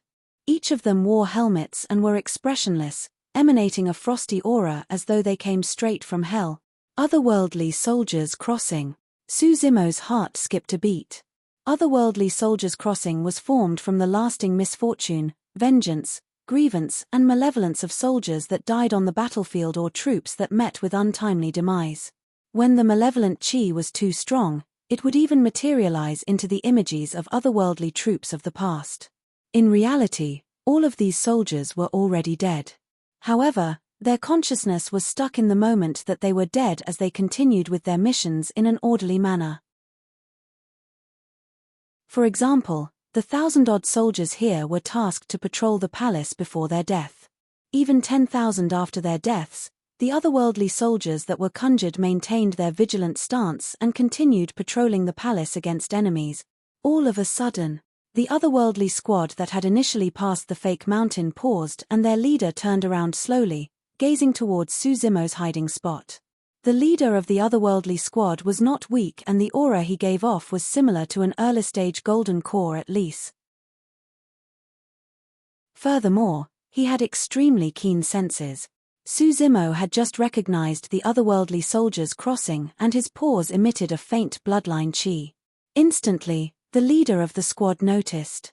Given the icy environment, the slight heat of blood chi could be sensed instantly by the strong otherworldly soldiers. Suzimo was extremely quick to react as well as he locked his pores, stopped his heart and sealed his blood chi in the blink of an eye.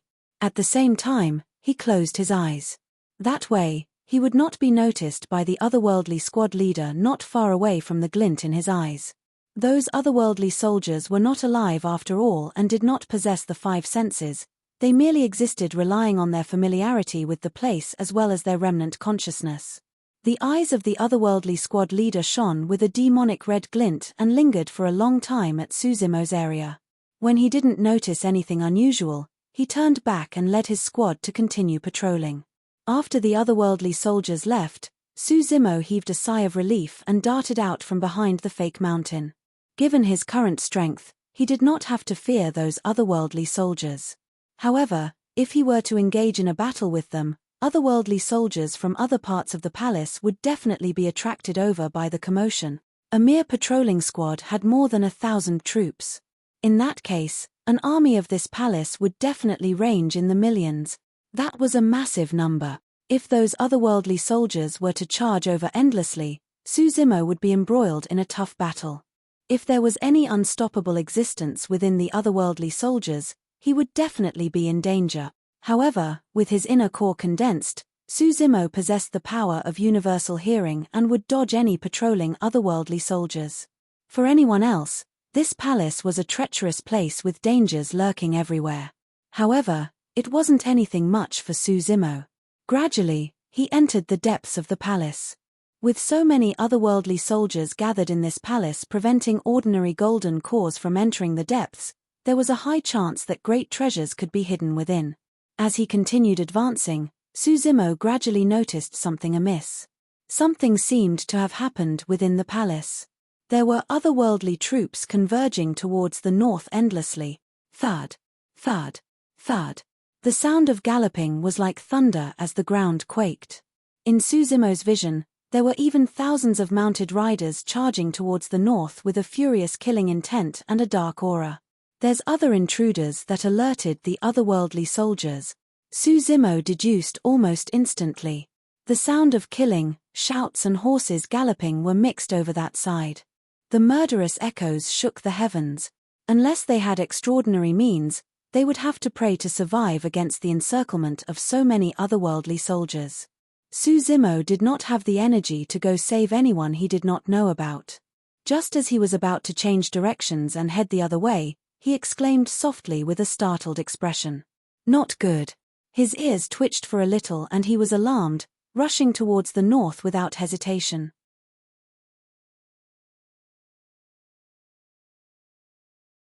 Chapter 513, Trapped in the Palace. Chapter 513, Trapped in the Palace. In the night, within the great Chen Palace, the sounds of killing shook the heavens. The surrounding otherworldly aura was immense and torrential, almost engulfing the entire skies. Xianyi, let's go. We can't hold out anymore. The person who spoke was a beautiful middle-aged lady drenched in sweet sweat. Talisman runes shone in her hands as she tossed them out, scattering like butterflies, as though she had an endless supply. The beautiful middle-aged lady was the peak master of Ethereal Peak's Talisman Peak, perfected golden core, Liu Hui. Beside Liu Hui, two other golden cores released spirit arts and flying swords, fighting against the surrounding otherworldly soldiers. The two of them had a few wounds each and looked pale, seemingly unable to hold out any longer. One of them was a Ray Peak's master, Xianyi. The other person was wearing a set of white robes soaked in blood. Wielding a 3-feet-long green sword, he revealed an edged frosty sword chi and was a sword cultivator. The three of them took a spot each in a triangular formation and their feet shuffled continuously, looking out for one another. However, there were simply way too many otherworldly soldiers that charged from all directions, as though they were endless. Wave after wave, they lunged forward and attacked Xianyi and the other two repeatedly. The three of them were on the verge of dying. Gritting his teeth with an indignant expression, Xianyi could only remark darkly, "Retreat. It's probably not going to be easy for us to retreat now." The white-robed sword cultivator said softly with a terrible expression. The three of them caused quite a commotion and otherworldly soldiers rushed over from other parts of the palace continuously. The otherworldly soldiers that came later on were extremely strong. Initially, the patrolling otherworldly soldiers were only at the strength level of early and mid-stage golden cores. But now, there were late-stage golden core otherworldly soldiers joining the fray. The situation was turning deadlier. The three of them retreated endlessly but were trapped by endless otherworldly soldiers. As though they were stuck in a swamp and had difficulty moving, their speeds became slower and slower. The longer things dragged on, the worse the situation would be for them. All three of them were injured. Although they were consuming elixirs repeatedly, given the fact that they were in an environment filled with malevolent chi, their injuries could not heal up and bled continuously. Furthermore, the malevolent chi entered their bodies through their wounds and over time, the damage to their meridians, dantian, and bloodline would intensify and turn progressively worse. In the end, even if the three of them were not killed by the charging otherworldly soldiers, they would have their meridians and core frozen by the malevolent qi and die with their daos dissolved. Moreover, among the three of them, Liu Hui was already in a terrible condition. Her lips were purplish and her footsteps were sluggish. Her spirit energy was thoroughly expended and her golden core was shrouded by malevolent qi, about to fall at any moment with difficulty circulating. Although their triangular formation was great, it wouldn't be able to function if one of them was down. At that time, the circumstances would be even worse for the three of them. Flashes of blood appeared.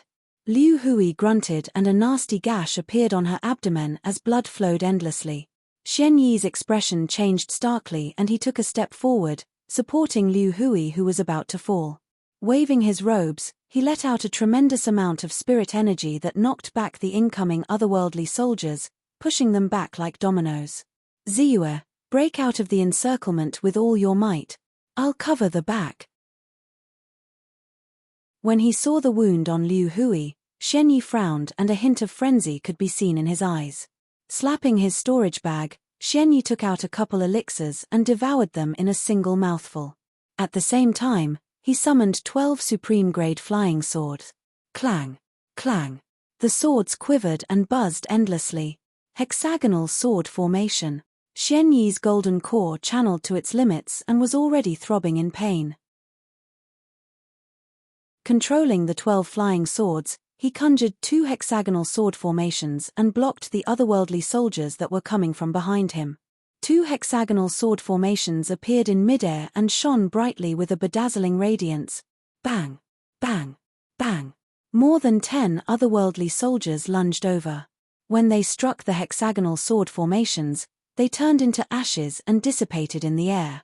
Xian Yi did not have a golden core phenomenon.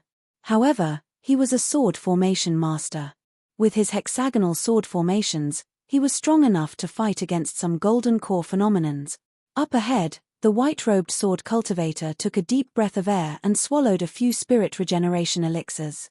Letting out a long roar, the sword in his hands quivered as he shouted, "Golden core phenomenon, ethereal sword rain." Pitter-patter, pitter-patter. Raindrops fell endlessly. A rain descended behind the white-robed sword cultivator and it poured heavier and denser, shining with an endless gleam of sharpness. Poof! Poof! Poof! Many of the otherworldly soldiers at the front fell to the ground one after another after being pierced by the sword rain, turning into malevolent qi before dissipating.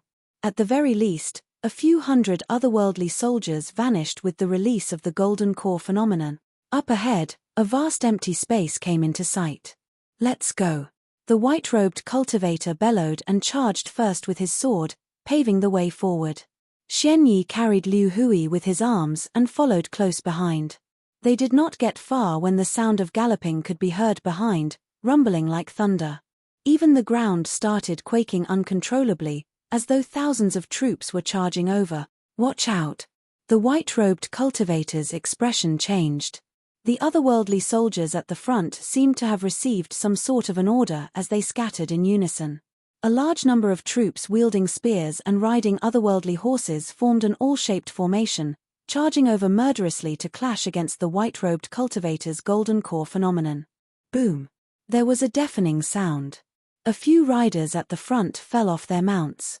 However, the ethereal sword rain phenomenon also showed signs of falling.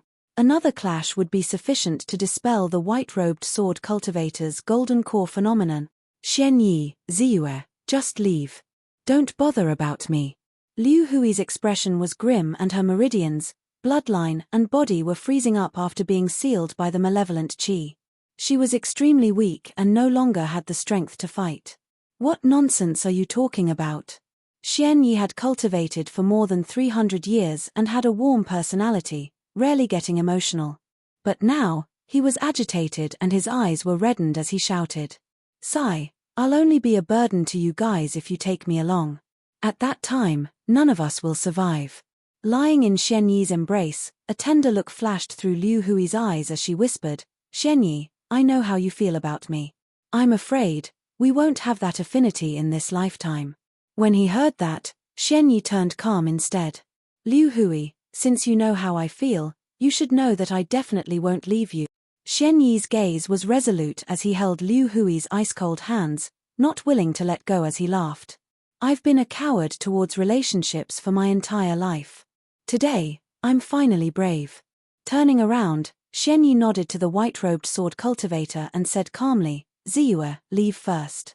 I'll accompany her. By accompanying her, it meant that he was going to die with her. Fellow Taoists, you guys. The white-robed cultivator looked anxious and did not continue speaking. Xian Yi smiled gently. The path of cultivation is limitless without any end in sight. Even if we truly attain longevity and end up dying old in loneliness, what's the point of that? This is fine. Liu Hui and I will take this opportunity to head down and accompany our old bro, Wen Xian, lest he gets bored below. Ha ha. Xian Yi laughed once more as he hugged the woman in his embrace tightly. At that moment, it seemed as though the two of them were the only ones left in the world. It wasn't everyone who could embrace death with such an open mind. Boom. At that moment, another bang sounded. The white-robed sword cultivator's golden core phenomenon was shattered by the otherworldly soldiers.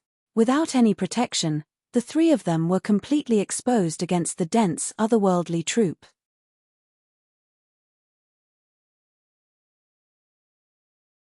Chapter 514, Breaking Free.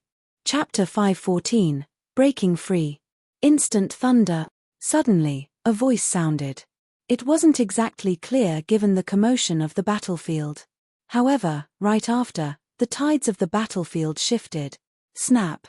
An incomparably dazzling thunderbolt tore through the dark clouds and descended among the otherworldly troops.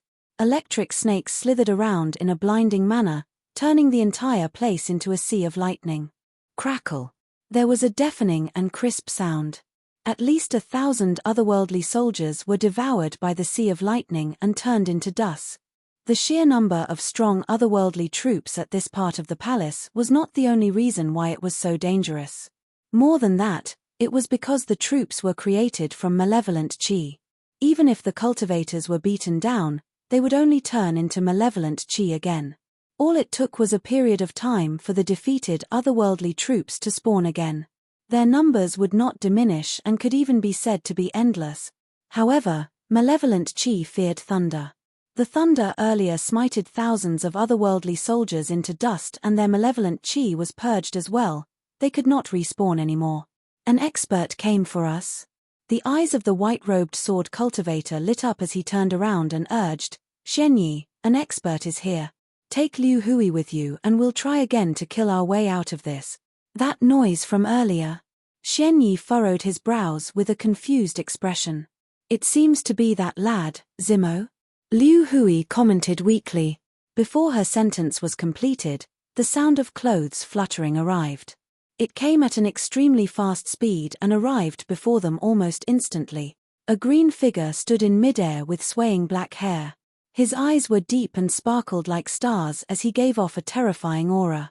Zimo, it's truly you. Xian Yi exclaimed. The person who arrived was Su Zimo, who had barged into the palace as well. Phew, phew, phew. Not far away, rows of archers knelt on the ground and shot out long arrows lined with malevolent qi. A flurry of them arrived instantly, like a swarm of locust. Watch out! Xian Yi exclaimed. He was clear about the strength of those otherworldly soldiers.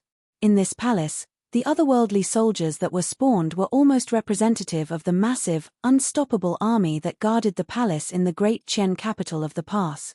There were many different types of soldiers and they were powerful. Apart from patrolling troops, there were archers as well as light and heavy-armored mounted riders. Furthermore, all of them were golden cores. If armies of golden cores could range in the millions, it would mean that golden cores were everywhere and nascent souls were plenty as well. The might of the great Qian Empire could be seen from that fact alone. The malevolent arrows that were fired were extremely swift, but Su Zimo was faster. He did not bother to deal with the malevolent arrows at all as he descended quickly. All of the malevolent arrows missed. It was a deafening crush. Su Zimo was like a human-sized ferocious beast, causing the ground to shudder as he descended before Xian Yi and the other two. "Follow me." The situation was dire and the otherworldly soldiers were charging once more. Whipping out blood quencher from his storage bag, Su Zimo did not waste time on needless words as he led the way and paved a path. "Zimo, watch out. Those otherworldly soldiers are not easy to deal with," Xian Yi reminded hurriedly. Naturally, he could tell that Su Zimo had already formed a core. However, the strength of those otherworldly soldiers were increasingly powerful and could even destroy the golden core phenomenon of the white-robed sword cultivator. Even at late-stage golden core realm, the three of them ended in such a helpless situation. Su Zimo had just cultivated to early-stage golden core realm. Despite his amazing potential and strong trump cards, if he was encircled by the otherworldly soldiers, he might have to die in regret here as well. Clang! Blood quencher quivered and let out a blood beam. Circulating his bloodline, Su Zimo slashed out and the blood beam expanded with lightning crackling on it in a terrifying manner. Bang! Bang! Bang! The light-armored mounted riders that charged over from the front were swept over by Su Zimo domineeringly and dissipated instantly. They were completely helpless. The otherworldly soldiers that could destroy the white-robed cultivator's golden core phenomenon could not withstand the sharpness of Su Zimo's blade. What a strong blood chi! Impressive. The white-robed sword cultivator was secretly in awe. "Please follow closely behind me." Su Zimo continued advancing with blood quencher and his speed wasn't affected at all. He displayed an extremely terrifying saber technique with his hands. Phantoms appeared everywhere as blood chi spread out. The killing intent of the saber technique was immense and every single strike was fatal, aiming for one's life. Coupled with blood quencher, everywhere the blood beam touched, people and mounts would fall. No one could stop Su Zimo for a moment. That saber technique was none other than Azura saber, imparted to him by the Azura, Yang Beichen. Although Su Zimo practiced it in private after the battle at Ethereal Peak, it was against thin air and he could not feel the excitement of a massacre and a massive battle. At the same time, he could not truly comprehend the intent of Azura saber. But now, with the help of the surrounding otherworldly soldiers, Su Zimo was practicing his technique while breaking free from the encirclement. Ghosts howling, blood flow, hell, white bones, phantom, corpse. Every single attack felt increasingly familiar. Su Zimo carefully experienced the intent of his attacks and felt the changes of the saber technique. "Fellow Daoist, the direction isn't right." A short while later, the white-robed sword cultivator frowned and said deeply, "We're now headed towards the depths of the palace. We're getting further away from the outer perimeter." Su Zimo replied, "The commotion caused here was too great and there are at least millions of troops waiting outside. It's not too realistic if we want to kill our way out." In reality, given his strength, it wasn't considered difficult if he wanted to kill his way out. If Su Zimo could kill his way in, he could naturally do the same in reverse. But now that he was with the group of three and Liu Hui was severely injured, that made things difficult. With a calm expression, Su Zimo analyzed, if those otherworldly soldiers retained their memories from 10,000 years ago, there must exist places within the palace that they're not permitted to enter casual. Once we enter, we'll find those places and that will ensure our safety temporarily. Xian Yi nodded and hugged Liu Hui while summoning sword formations, defending against the incoming otherworldly soldiers. "Let's listen to Zimo." Thud, thud, thud. Before long, a deafening sound of horses galloping sounded in a shuddering manner. Instantly, the debris and rocks in the ruins started bouncing. The sound came from the front and back. Xian Yi and the others narrowed their gazes and looked. The otherworldly soldiers that chased them from behind dispersed and a dark cloud shrouded over with a terrifying malevolent aura. It was dull, heavy and suffocating. That dark cloud gradually condensed into a series of mounted riders. Wielding long spears, the mounted riders had short spears hanging from their backs and they wore a tight, ancient armor all over. The only things that were exposed were a pair of grisly bloodshot eyes. Heavy-armored mounted riders. The white-robed sword cultivator's expression turned terrible. Earlier on, the light-armored mounted riders condensed by the malevolent chi could already shatter his golden core phenomenon with ease. If these heavy-armored mounted riders were to charge over, their iron hooves would be able to drown them in an instant, killing them without a corpse remaining. It was the same in front of them. Millions of heavy-armored mounted riders rushed over with a torrential momentum. "Don't be afraid, I'll settle them." Suzumo's voice sounded once more, calm and composed without any emotions. For some reason, when he heard that voice, the uneasy heart of the white-robed sword cultivator calmed down instantly.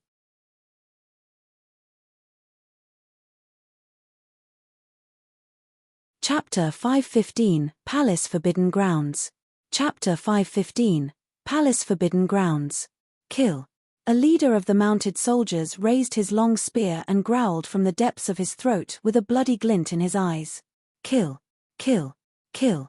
The remaining millions of heavy-armored mounted riders chanted with a mighty aura while withdrawing the short spears on their backs at the same time, throwing them towards Suzumo and the other three with their full strength in unison. Buzz. Buzz. Millions of short spears that gleamed coldly tore through the air and let out an ear-piercing sound. This was equivalent to millions of golden cores attacking at the same time, and the force of it was much stronger than the arrows. Dense and clumped, they covered the skies and almost drowned Suzumo and the other three. The white-robed sword cultivator had cultivated for more than 100 years and had been through countless life-and-death experiences. Yet, he still felt his heart palpitate at this scene and could not contain himself properly. I guess only nascent souls can survive against such an attack. A thought flashed through the white-robed sword cultivator's mind. Ring, ring, ring. At the same time, a clear sword buzzing sound reverberated through the world, tearing through metal and rock with an endless sharpness. The white-robed sword cultivator was extremely familiar with such a sharpness. To begin with, he was someone that cultivated the Tao of the sword. Instinctively, the white-robed sword cultivator turned towards the sound. As Suzumo waved his sleeves, 18 supreme-grade flying swords hovered in midair. The swords quivered and spirit light shone brightly. As though they were alive, the 18 flying swords moved unusually and interweaved in midair, leaving behind streams of sharp, cold sword chi. As they interweaved, the sword chi sliced the void into pieces and formed an extremely mysterious formation. Candlelight sword formation. Suzumo hollered softly. 18 flying swords gathered at the same time with their tips pointing out, resembling a blazing sun radiating with a supreme sword chi. It formed in front of the white-robed sword cultivator and the other two, defending them with a gigantic disc made of swords that spun wildly. Boom! Thousands of short spears struck the candlelight sword formation and let out a deafening bang. The entire void seemed to have quivered. Right after, the world went silent. The white-robed sword cultivator's eyelids twitched rapidly. This scene had caused his heart to leap into his throat. The candlelight sword formation paused for a moment. Quivering slightly, it let out a creaking sound as though it could disperse at any moment. Xian Yi's expression turned a little pale. If that sword formation could not hold out, they would be engulfed within a world of spears instantly and die without any corpse left. Bang! Bang! Bang! After a momentary pause, the candlelight sword formation began spinning wildly once more, destroying all the incoming short spears as they turned into malevolent chi and dispersed in the air. The white-robed sword cultivator was tongue-tied and stunned. That sword formation managed to defend against the attack of millions of heavy-armored mounted riders. The Battle of Ethereal Peak spread within the territory of Great Jew, and he too had heard about the monster incarnate of Ethereal Peak that was at Extreme Foundation Establishment Realm and could kill beyond his level. However, he truly did not dare to believe that Suzumo would possess such terrifying might with a single attack. The candlelight sword formation had 9 levels to it. Level 1 required 9 flying swords, Level 2 required 18 while Level 3 required 27. Suzumo had already comprehended the candlelight sword formation to Level 3. However, he had just formed his core and did not manage to refine new flying swords yet. One of the reasons for his trip to the Great Chen ruins was so that he could seek out the legendary Carnate Spirit Fire and refine a new set of 27 flying sword. Every additional flying sword increased the power of his attacks. The power increase of 9 additional swords together with the force of the sword formation was indescribable, and its might would be terrifying. While the white-robed sword cultivator was shocked out of his mind, Suzimo was not pleased. The level 2 candlelight sword formation could only be used for defense passively and was nearly smashed apart. If he could create a level 3 candlelight sword formation, it could even charge forward and mince the millions of heavy-armored mounted riders into ashes, let alone the malevolent spears. With the candlelight sword formation blocking behind, the heavy-armored mounted riders could not approach them for the time being. Up ahead, before the heavy-armored mounted riders arrived, Suzimo took the initiative and joined his thumb and middle finger to form an obscure hand seal of the Buddhist monasteries. Fiend Suppression Seal. The ink-black malevolent chi in the skies started dispersing, as though they sensed something. Boom! There was a deafening sound. A golden palm descended from above, radiating with a golden brilliance that tore the heavens apart. Repressive void currents started surging towards the heavy-armored mounted riders in a frightening manner. The golden light spread and malevolent chi started dissolving, akin to snow meeting with a scorching sun. The dharmic powers of the Buddhist monasteries were the best counters to evil. At Foundation Establishment Realm, Suzimo could not unleash the true might of the Fiend Suppression Seal. But now that he had formed a core, the power of his Fiend Suppression Seal had increased significantly. Yet, Suzimo frowned after attacking. Something was still not right. Although the might of the Fiend Suppression Seal had increased significantly after he arrived at Golden Core Realm, Suzimo could still sense that he had yet to unleash the true potential of the Fiend Suppression Seal. Compared to the Fiend Suppression Seal that was displayed by that reverend of the Buddhist monasteries in the Buddha bead, his Fiend Suppression Seal was still inferior, be it in terms of power, force, or intent. Before he could contemplate further, the Fiend Suppression Seal had already descended. Boom! The gigantic palm smashed heavily on the ground and countless otherworldly soldiers were smited into dust as their malevolent chis were purified by the Fiend Suppression Seal. Up ahead, an empty area the size of a palm formed. All the otherworldly soldiers stopped for a moment in their tracks, not daring to advance as though they were stunned by the power of the Fiend Suppression Seal. Suzimo continued going forward in the hazy night, and with his powerful vision, he vaguely caught sight of a dilapidated structure up ahead. Quite a number of otherworldly soldiers revolved around the structure, but none of them entered. There were many forbidden grounds within the palace that even the troops guarding the palace could not step foot in casually. Let's go there. Suzimo pointed forward and strode over in huge steps. The white-robed sword cultivator and Xian Yi, who was carrying Liu Hui, followed closely behind. As though they could sense that Suzimo's group wanted to enter the structure, more otherworldly soldiers swarmed towards them and attacked wildly. Suzimo changed his saber force, turning from a sinister saber technique with torrential blood chi into a majestic aura with tides rumbling. A single slash caused a countercurrent. Coupled with the sound of tsunamis, the might was horrifying. Even the attack formed by the heavy-armored mounted riders could not stop Suzimo's footsteps. At the back, the candlelight sword formation defended them. At the front, Suzimo swung Blood Quencher in huge motions. Countercurrent, raging tides, vortex and ripple. Suzimo fought in all directions and broke through the layers of obstacles, eventually bringing Xian Yi and the other two with him into the structure. The endless otherworldly soldiers behind them surged over. However, all of them stopped in the tracks when they arrived before the structure. None of the otherworldly soldiers dared to take a single step in. When they saw that, the white-robed sword cultivator and Xian Yi heaved a sigh of relief, finally calming down.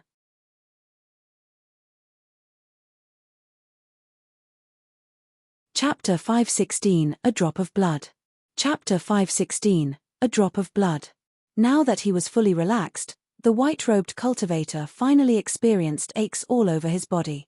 His spirit energy was nearly entirely exhausted and his robes were sticking to his body, long drenched in sweat. That escape had pushed his stamina to its limit. Instinctively, he turned to look at Suzimo. However, that look gave him a shock. Normally, given the fact that Suzimo was right at the front and took on most of the attacks while summoning the candlelight sword formation and conjuring a spirit art with such a terrifying might, he should be the most exhausted. But now, he was standing on the spot looking calm and breathing steadily. It seemed as though he still had energy left and he did not break a sweat at all. What sort of a stamina was that? Was he a monster? The white-robed cultivator took out a couple of elixirs and consumed them. After taking a breather, he cupped his fists towards Su Zimo and said sincerely, "Thank you for rendering your assistance, fellow Daoist Su. I am Li Ziyue, a cultivator of Ethereal Peak. I was originally exploring outside and had only returned recently." Su Zimo nodded and shifted his gaze, looking at Li Ziyue's sleeve. There was an emblem of a flying sword etched on it. That was the emblem of Spirit Peak's master. Xian Yi remarked, "Ziyue is one of the few cultivators in the sect who managed to comprehend a golden core phenomenon and is also a sword cultivator. As such, he can be considered as the number one of the golden core realm in the sect and has returned this time round to take over the position of Spirit Peak's master. I'm ashamed." Li Ziyue shook his head hurriedly and said with a bitter smile, "I'm not worthy of being the number one of golden core realm. Fellow Daoist Su's strength is above mine. Your reputation truly precedes you, impressive. In the cultivation world, cultivators lived for hundreds and thousands of years and strength reigned supreme. Although Su Zimo was only a young man in his 20s right now, he had already formed his core and was in the same realm as Li Ziyue. There was nothing wrong with the both of them addressing one another as fellow Daoists. If Li Ziyue started speaking to Su Zimo with an arrogant attitude and the tone of an elder just because he had lived for more than 100 years, that would be unwise of him. Perhaps it might be acceptable within the same sect. However, if it was outside, there was a huge possibility that a large fight would break out and one could even get themselves killed. "Peak Master Xian Yi, why did the three of you enter this place?" Su Zimo changed the topic and asked confusedly. What happened for 3 peak masters of Ethereal Peak to leave the sect together? Xian Yi sighed and replied, "Your master's foundation was hurt during the battle at Ethereal Peak and he requires a tribulation-tiding elixir to recover. Otherwise, there's a 90% chance that he's going to fail in his attempt to break through to the nascent soul realm." Su Zimo's heart skipped a beat. He knew that the disheveled old man was injured, but he did not expect the impact to be this great. The tribulation-tiding elixir is a grade 3 elixir and there are a few spirit herbs within that are too rare to be found. We couldn't find them in several marketplaces. However, some of the legends state that those spirit herbs might be able to be found within the Great Chen ruins and that's why we're here. Xian Yi continued, "We did not find those spirit herbs in the outer perimeter of the ruins and I didn't heed Ziyue's advice and ventured deep into the center of this place. Sigh. I nearly caused all of us to lose our lives here." Cough. Right then, Liu Hui, who was lying in Xian Yi's embrace, coughed a couple of times. Her mouth opened slightly as she spat out a mouthful of black blood that carried a dark malevolent qi. Su Zimo turned to his side and took a glance with a calm expression. However, Li Ziyue's gaze narrowed as he lamented, "The malevolent qi has entered her blood." "Liu Hui, how are you?" Xian Yi's expression changed starkly as he took out a few jade bottles hurriedly. Opening the bottles in a flustered manner, he fed all the elixirs in them to Liu Hui. "It's useless." Liu Hui sighed gently. After it enters the body, malevolent qi can be purged by elixirs and the immense spirit energy of one's golden core if it did not enter deep into the bloodline. However, she was too severely injured. The malevolent qi had already infiltrated her bloodline and was circulating along with it, eating into her heart. It won't be long before her heart stopped beating. Didonti. Xian Yi was extremely anxious and his voice was quivering. He could naturally sense that Liu Hui's condition was getting worse, her body was turning colder and her heart was beating fainter. However, he was helpless towards such a situation. If he had the fresh blood of a pure-blooded ferocious beast that he could feed Liu Hui, that might be able to contain the malevolent qi within her body. However, they were in a ruin with countless otherworldly soldiers patrolling around them. There was no way for them to get out. They were surrounded by silence. Apart from the few of them, there were no other living beings, let alone pure-blooded ferocious beasts. Right then, Su Zimo suddenly came before Liu Hui and squatted down. A wound appeared on his wrist area, clearly inflicted recently. He extended his wrist and placed his wound beside Liu Hui's lips. The moment a drop of blood dripped out, her injuries started healing. Xian Yi's mind was in a state of chaos and he was only watching everything subconsciously. That drop of blood shimmered with a divine light and emanated a pure and terrifying aura. The moment that drop of blood entered Liu Hui's mouth, a massive surge of energy burst forth, rippling through her body like a hurricane and entering all her limbs. The malevolent qi within Liu Hui's body could not defend against it and was purged before long. Her heart was pounding with a sturdy strength. Rather than a drop of blood, it was akin to her devouring a blazing sun. The entire process happened within a couple of breaths. By the time Xian Yi returned to his senses, a flush of scarlet had already returned to Liu Hui's face and her body was gradually turning warm. Even the massive gash on her abdomen was starting to heal. Both Xian Yi and Li Ziyue were stunned. Although there was the saying of lead-mercury amalgam and tsunami blood in the cultivation world, the power of blood for cultivators that specialized in spirit energy and dharmic arts were way too far from those. Most cultivators did not have direct knowledge towards the power of bloodline. But now, Li Ziyue and Xian Yi, whose combined ages amounted to almost 500 years, finally witnessed what the power of blood was like. Li Ziyue sized up Su Zimo as though he was looking at a monster, remarking internally, a single drop of blood from him already contains such immense power. There's no wonder why his stamina is so strong. Another while later, Liu Hui's condition recovered immensely and she could already manage to walk with Xian Yi's support. Thank you, Zimo. Xian Yi was delighted and turned to thank immensely. Looking at the otherworldly soldiers gathering outside, Su Zimo frowned and said darkly, Peak Master Liu Hui is fine now. Let's continue inside and leave the line of sight of these otherworldly soldiers first. Although they could not enter, the fact that all those otherworldly soldiers were gathered here was not good either. All right. Xian Yi supported Liu Hui and the three of them followed behind Su Zimo into the depths of the forbidden grounds. Along the way, Su Zimo would stop occasionally and survey their surroundings. Judging from the signs left behind, he deduced that there was a high chance this was a woman's chamber in the past. From the large surface area and intricate design of the structures, this woman must have had a significant position in the palace back then. Su Zimo brought the three of them and maneuvered in this place, vanishing from the line of sight of the otherworldly soldiers before long. The otherworldly soldiers outside did not have a mind of their own at the end of the day. After patrolling for a short while, they began to disperse.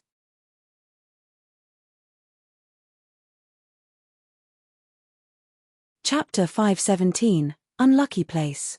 Chapter 517, Unlucky Place.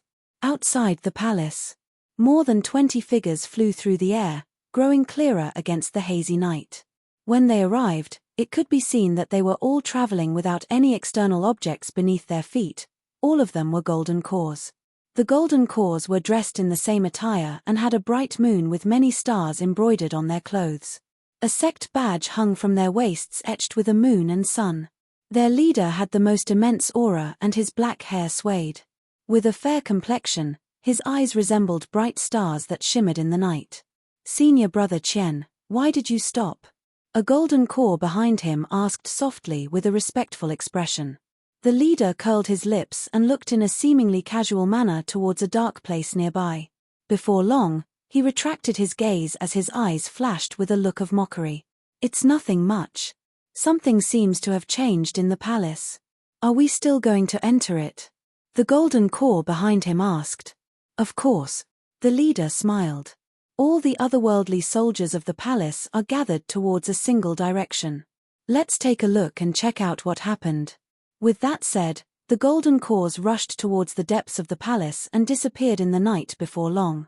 After that group of cultivators vanished, 8 figures appeared from a dark place nearby, emitting sinister auras similar to ghosts in the night. Senior brother Mo, there's quite a few people from Stellar Lunar Sect. A golden core whispered warily. One of the 8 figures had a dark expression and was scrawnier. Faintly visible against the night, he harumphed coldly. What's to be feared about the Stellar Lunar Sect? Shadowless Sect isn't weak either. Their leader seems to be a paragon of Stellar Lunar Sect, Qian Xinyu. I heard that Qian Xinyu inherited the ancient phenomenon of Stellar Lunar Sect, the 92nd rank of the phenomenon ranking, Solar Lunar Stellar Lumen. Another person frowned and remarked darkly, earlier on. Chen Xinyu seemed to have noticed us. It's all right. The scrawny man said coldly, if it comes to a death bout, I, Mo Xiaofeng, am not scared of him. Let's enter the palace to check things out as well. Mo Xiaofeng waved and brought his 7 sect mates with him into the palace. Before long, another group of cultivators descended. There were more than 10 of them in this group, wearing scarlet robes and seemingly covered by blazing flames. Judging from their attire and sect badges, it was obvious that they came from one of the top super sects of the Tianhuang North region, Blaze Columbus Valley. Although Blaze Columbus Valley was not within one of the 9 immortal sects, their strength was not to be underestimated. Their leader was a tall man with a fiery gaze. He was none other than the genius of the Blaze Columbus Valley inner sect disciples, Wang Yang. Fufu, what a crowd! Wang Yang roared in laughter. To think that cultivators of Stellar Lunar sect and Shadowless sect would be here too. This is good. I'll see for myself how much Chen Xinyu and Mo Xiaofeng have grown in the past few years. Before his laughter ended, Wang Yang led the way into the palace. Depths of the palace. Su Zimo led Xian Yi and the other 2 and continued exploring and advancing in the forbidden grounds. The malevolent qi in their surroundings was getting heavier and Xian Yi and the other 2 were not in great condition. The 3 of them had injuries which could not heal completely given the environment. As such, their bloodline was flowing slower and their bodies were turning colder. Noticing their condition, Su Zimo frowned to himself. If they were to continue in that heavy malevolent qi, in less than a day, even without the threat of the otherworldly soldiers, the 3 of them would be in grave condition. Unlike Su Zimo, they did not cultivate to the tsunami blood realm. The malevolent qi could not get close to him at all. Stopping in his tracks, Su Zimo said deeply, let's take a rest first. Once those otherworldly soldiers disperse entirely, I'll take the 3 of you to leave this place as soon as possible. He possessed universal sight and hearing and could notice the movements of the otherworldly soldiers beforehand, giving them a chance to hide in advance. Xian Yi and the other 2 nodded. Su Zimo asked, what other spirit herbs are needed for the tribulation-tiding elixir? I'll look for it after sending you guys out. Rain frost flower, purple cloud lingji, 1000-year blood ginseng and chen essence grass, Xian Yi replied. Su Zimo had dabbled in elixir refinement before and was familiar with spirit herbs. The moment he heard their names, he could not help but knit his brows. Those 4 types of spirit herbs were way too rare. They were rarely seen in recent years. For example, blood ginseng could only be cultivated with the fresh blood of a living being and nurtured painstakingly, let alone a 1000-year blood ginseng. Pondering for a moment, a scene flashed through Su Zimo's mind and he could not help but remark, when I came to the ruins, I saw that there was a gigantic ravine in the middle of the ruins. Those spirit herbs might be found inside. Pest! Li Ziyue was alarmed and gasped, shaking his head as he said with a frightful expression, didn't he go in there? Why? Su Zimo asked instinctively. Gulping, Li Ziyue asked instead, do you know how that gigantic ravine was formed? Su Zimo shook his head. Li Ziyue replied softly, it said that the ravine was created by that catastrophe 10,000 years ago. An ancestral-level divine dragon fought an earth-shaking war with the top experts of 2 great monasteries and the Great Qian Empire. It was an extremely tragic battle and the capital was destroyed overnight. Countless experts, mighty figures, and patriarchs of the 2 monasteries were killed as well. Su Zimo had heard the Azura, Yang Beichen, mention about the catastrophe before but he did not know the details. He could not help but look stunned when Li Ziyue mentioned it. A single divine dragon caused a catastrophe that killed countless living beings, toppling heaven and earth while causing countless stars to plummet. Su Zimo felt a sense of trepidation when he thought about it carefully. A few years ago, when he hid in the capital of Great Ju after he and Night Spirit devoured a dragon egg, they were pursued by a divine dragon. If not for a mysterious expert's presence in the capital of Great Ju that day, the catastrophe of 10,000 years ago might have repeated itself. After a moment of silence, Su Zimo asked, what happened after? Li Ziyue sighed gently and lamented, everyone knows about the aftermath. The capital of Great Qian was destroyed and that gigantic empire broke apart while the two great monasteries disappeared from Tianhuang mainland.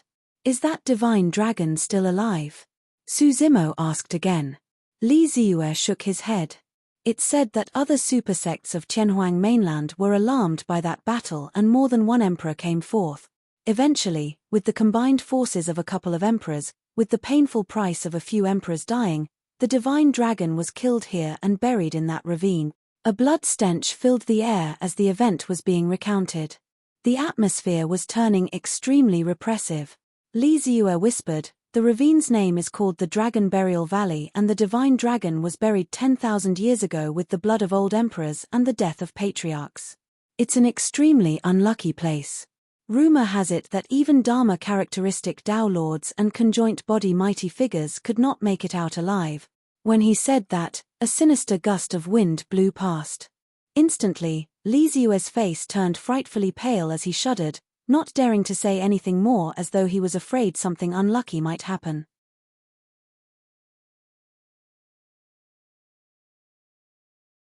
Chapter 518, Bronze Square Tripod.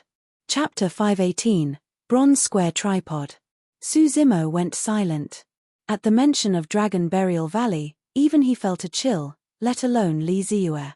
It was as though a pair of eyes was watching them from the darkness, causing their hairs to stand on end. Su Zimo shrugged his head to compose himself. The blood of emperors and the death of patriarchs buried the divine dragon. There must be countless dangers lurking in that unlucky place. If it was somewhere a conjoint body mighty figure could not make it out alive from, he would naturally not take the risk as a golden core. However, the rainfrost flower, purple cloud lingji, thousand-year blood ginseng and qian essence grass were extremely rare spirit herbs. Where should he look for them? The tribulation-tiding elixir was way too crucial for the disheveled old man. Without that elixir, the disheveled old man would have to endure a tremendous risk to attempt at a breakthrough. Otherwise, he could only wait till his lifespan was eaten up and die of a weakened blood qi. Su Zimo strode in deep thoughts. Before long, he felt a dull pain as though he stepped on something. He did not think much about it and continued walking. After a while, he started wondering.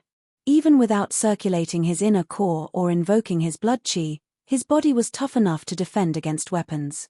What could it be that could cause him to feel pain? A treasure.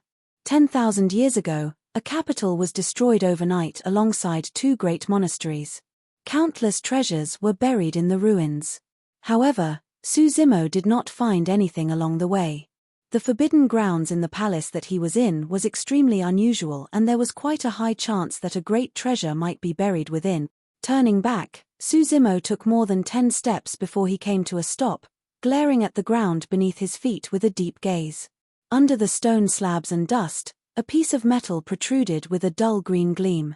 Frowning slightly, Su Zimo waved his sleeves and cleared the slabs in the surroundings. More of the metal was revealed, looking like the handle of an object. Grabbing the handle, Su Zimo pulled it outside. Su Zimo's expression changed slightly. That unknown object that was buried in the ruins merely budged slightly. Freeing both hands, Su Zimo's eyes lit up as he grabbed the piece of metal. His bloodline surged and he exerted his entire body's strength, yanking upwards with a deep grunt. Bang! Boom! Boom! The ground shook violently and almost sank in. Coming forth from the ground, a gigantic object gradually came into view. It was a bronze tripod. Tripods were the most mysterious objects in Tianhuang mainland. In the cultivation world, tripods, cauldrons, pagodas, and bells were the most difficult weapons to control and they were not sharp. Any cultivator that could use those 4 types of weapons were not to be trifled. All 4 types of weapons had a common feature. All of them had empty space within. They could restrain and lock up living beings or other weapons. The 4 types of weapons possessed different dharmas and daos.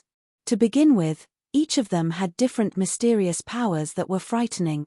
For example, the bell possessed the power of sound. In the monasteries of the cultivation world, most of them possessed the gigantic bells of Buddhism. Each time the gigantic bells rang, the sounds of Sanskrit would reverberate and evil demons, ghosts and monsters would not dare to approach. As for cauldrons, They possessed the power of incineration right after they were refined. Among them, the tripods were symbols of dignity and power. Tripods were pillars of nations and DAOs. A single suppression from them could stabilize the 4 seas and the 8 desolate. They possessed supreme powers and had an absolute position. In the cultivation world, most of the tripods referred to 3D round tripods. 3 legs, 2 handles, and 1 base. Innately, they fit the cosmic rules and the obscurities of the Tao. The tripod before him was a 4D square tripod. Unlike the 3D round tripod that symbolized harmony with its roundness, the 4D square tripod was defined and did not fit in with the world as it stood upright. However, the defined shape of the tripod gave it a domineering look and a mighty aura. If the heavens do not tolerate me, I'll break the heavens. If the earth does not tolerate me, I'll trample on it. If the world does not tolerate me, I'll create my own world. The 4D square tripod was extremely similar to Suzimo's character. The bronze square tripod was a meter tall. Placed upright before Suzimo, it gave off an ancient aura. A single look was enough to tell that this was no ordinary object. Unfortunately, the bronze square tripod was filled with cracks all over and was dim without luster. It seemed to have gone through something that caused it to be destroyed. What a pity. Xian Yi shook his head and sighed. I'm sure this bronze tripod must have been an incredible weapon back then. Even if it's a carnate spirit weapon, it's now useless in this state. There were a couple of damaged carnate spirit weapons in Suzimo's storage bag. For example, although the mystic gold silk armor was destroyed with its spirit patterns dispersed, the armor itself was fine and there was even a broken carnate spirit pattern that was left behind. As for the bronze square tripod before them, the tripod itself was almost completely destroyed and there was no chance of repairing it. Even a slight knock would be able to break this bronze square tripod before them into useless metal shards. Suzimo gave a self-deprecating smile and lamented, I must have thought too much. Now that 10,000 years have passed, even if there were any great treasures, others must have taken it away. How could there be anything left for me? Just as he was about to turn away, he frowned and looked at the bronze square tripod before him. His gaze shimmered, seemingly in deep thought. A moment later, he narrowed his eyes that suddenly shot out 2 divine lights. Taking a deep breath, he channeled his bloodline and punched the bronze square tripod heavily. Clang! The fist and tripod collided. There wasn't the dull sound of flesh being struck. Instead, a metallic sound reverberated non-stop. The bronze square tripod did not budge at all. Suzimo did not hold back with that attack at all. Even if it was a perfect superior-grade spirit weapon, it would have been broken into pieces. Expressionlessly, Suzimo slapped his storage bag and took out his coiling dragon seal. His intent was clear. He was going to test out the bronze square tripod. Furthermore, he was testing it with a carnate spirit weapon. In any case, the bronze square tripod was already extremely battered and useless. There was nothing to feel sad about even if it was destroyed by the coiling dragon seal. However, if the coiling dragon seal could not destroy it. Tossing the coiling dragon seal out, Suzimo channeled his golden core and shot out a stream of spirit energy from his fingertip that entered the coiling dragon seal. The coiling dragon seal shone brightly. 6 spirit patterns shimmered repeatedly before letting out a dazzling golden burst of light that resembled a blazing sun. At Foundation Establishment Realm, Suzimo could not release the full might of the carnate spirit weapon. But now, a change happened when his power of golden core was injected into the coiling dragon seal. The divine dragon etched on the surface came to life in that endless golden light, roaring wildly into the skies. It happened at almost the same time. The Stellar Lunar Sect, Shadowless Sect, and Blaze Columbus Valley cultivators, who had just entered the palace, felt the shockwave of spirit energy bursting forth from the depths of the palace. Looking over, they caught sight of a golden light shining vaguely in the night. Qian Xinyu soared into the air and gazed at the direction of the golden light deeply. His eyes lit up as he chuckled. Indeed, a great treasure has appeared. I'll definitely be able to get into the top 100 of the phenomenon ranking in the ancient battlefield 20 years later. It's a carnate spirit weapon. In the darkness, Mo Xiaofeng of Shadowless Sect came to a halt and his gaze burned. Blaze Columbus Valley's Wang Yang reared his head and roared into laughter. No longer hiding himself, he rose into the air and glared in the direction of Stellar Lunar Sect and Shadowless Sect in an unbridled manner, shouting, "I'm going to get my hands on that carnate spirit weapon. Only the strongest can get their hands on that great treasure." Qian Xinyu sneered and sped towards the depths of the palace in a flash. The many cultivators of Shadowless Sect and Blaze Columbus Valley made their move as well.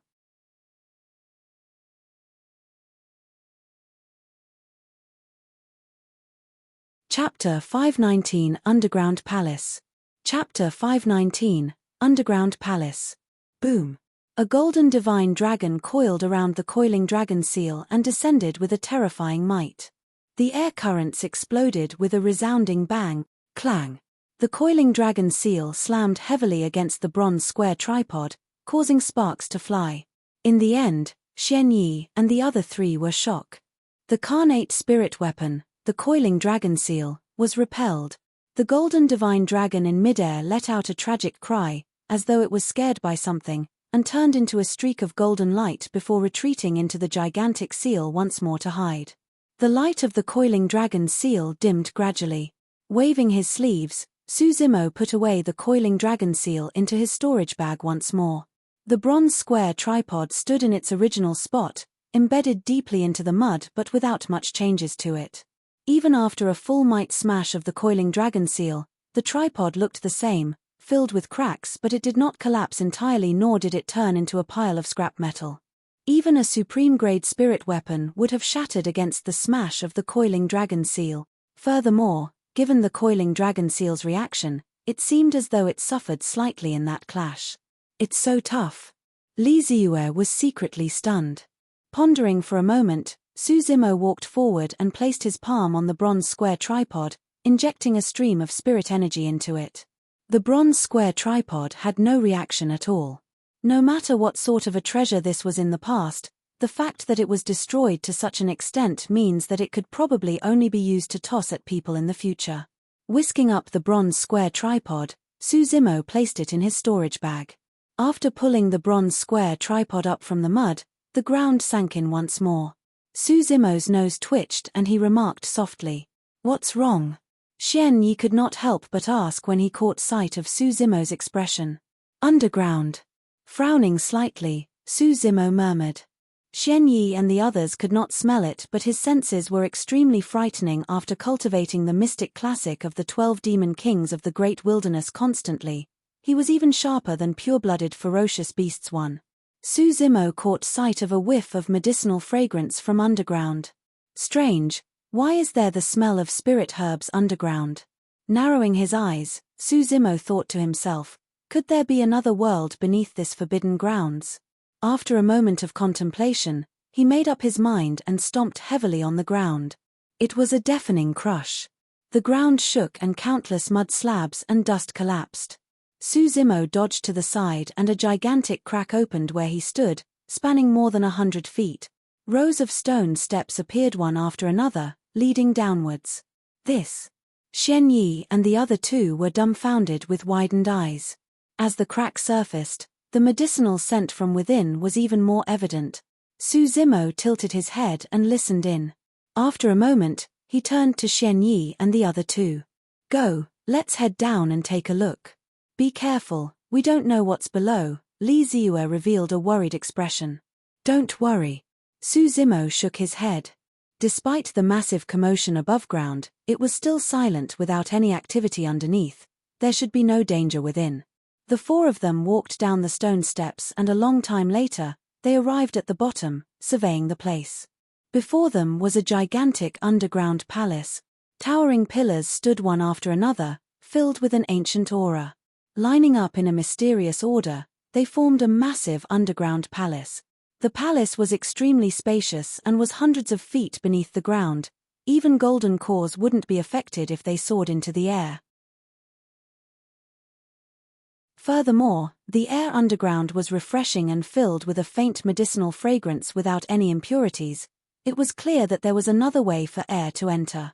Compared to the sinister atmosphere in the ruins outside with little ghosts and otherworldly soldiers roaming everywhere, this place seemed like a paradise. To think that despite the catastrophe 10,000 years ago that turned the capital into ruins, this underground palace was perfectly preserved. In fact, it was even isolating the malevolent qi outside. Without malevolent qi shrouding them, Xian Yi and the other two looked evidently better and color was returning to their faces. The four of them continued advancing. The medicinal fragrance in the air was getting more intense and even Xian Yi and the other two smelled it. It's so fragrant. By the looks of it, there haven't been any intruders in this place. Perhaps there might be some spirit herbs preserved. Xian Yi and the others were invigorated and continued forward hastily.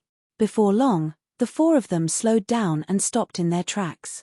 Their mouths opened slightly and endless shock filled their eyes. Before them was a magnificent medicinal field that was separated into blocks with different spirit herbs. All of them grew in a splendid manner with a dazzling radiance, emanating robust spirit qi. All of those spirit herbs swayed and let out a fragrant medicinal scent. Even without any knowledge of elixir refinement, one could tell that those spirit herbs were already mature and were at least thousands of years old. The rain frost flower, purple cloud lingji, blood ginseng and qian essence grass that the tribulation tiding elixir required were all present. Furthermore, the blood ginsengs in this medicinal field were not just 1,000 years old, but 10,000 years old. The blood ginseng's shape was already humanoid with its feet and arms vaguely forming. With another 10,000 years, the blood ginsengs would have turned into spirit. Apart from the four types of spirit herbs, there were plenty of other rare materials such as the scarlet flame bamboo, scarlet moongrass and scarlet flame fruit. Su Zimo and the others were delighted. The value of this medicinal field was unimaginable. When they got closer, the spirit qi was thicker and the medicinal fragrance almost materialized. With a slight whiff, Xian Yi and the other two felt their injuries recovering. Although they were in an underground palace, bright moonlight spilled down from above the medicinal field in a hazy and mysterious manner. Raising his head slightly, Su Zimo caught sight of a series of magnificent crystals and gems at the top of the palace that could reflect the light from outside nicely onto the field. From the outside, the underground palace could not be seen and it was merely in ruins. However, through the crystals, everything outside could be seen from this palace. It was truly an impressive design that was out of this world. This was also the exact reason why this medicinal field was buried underground for 10,000 years without withering or being discovered by exploring cultivators. Su Zimo took a walk around the medicinal field and was drawn to a particular spirit field in the middle. Although it had a large surface area, there was only a single stalk of spirit herb in it. It was scarlet all over and looked resplendent. Swaying gently, there was a green and red fruit at the top that was the size of an infant's fist. What is this? Li Ziyue also took notice of the spirit fruit and asked instinctively. I think this is a vermilion fruit. Su Zimo replied with a smile and joyful eyes. At the mention of vermilion fruit, Xian Yi and the other two widened their eyes. The vermilion fruit was one of the most famous spirit items in the world because it only bloomed once every 5,000 years before taking another 5,000 years to bear fruit. It was also known as the 10,000-year vermilion fruit. After consuming it, golden cores would experience a burst in their spirit energies and could rise a single minor realm. For someone like Su Zimo, although he had just formed his core, if he were to consume the vermilion fruit, he could advance to mid-stage golden core right away. That was not all. The vermilion fruit was a great tonic for golden cores with immense benefits. It could change their physiques to a great degree and burn away all impurities in their bodies, extending their lifespans. Of course, that was for golden cores. If ordinary mortals or foundation establishment cultivators were to consume the vermilion fruit, they would be burned to ashes in the blink of an eye. You're tuning in to the Celestial War YouTube channel. Don't forget to subscribe and join us on this journey to catch the most captivating stories.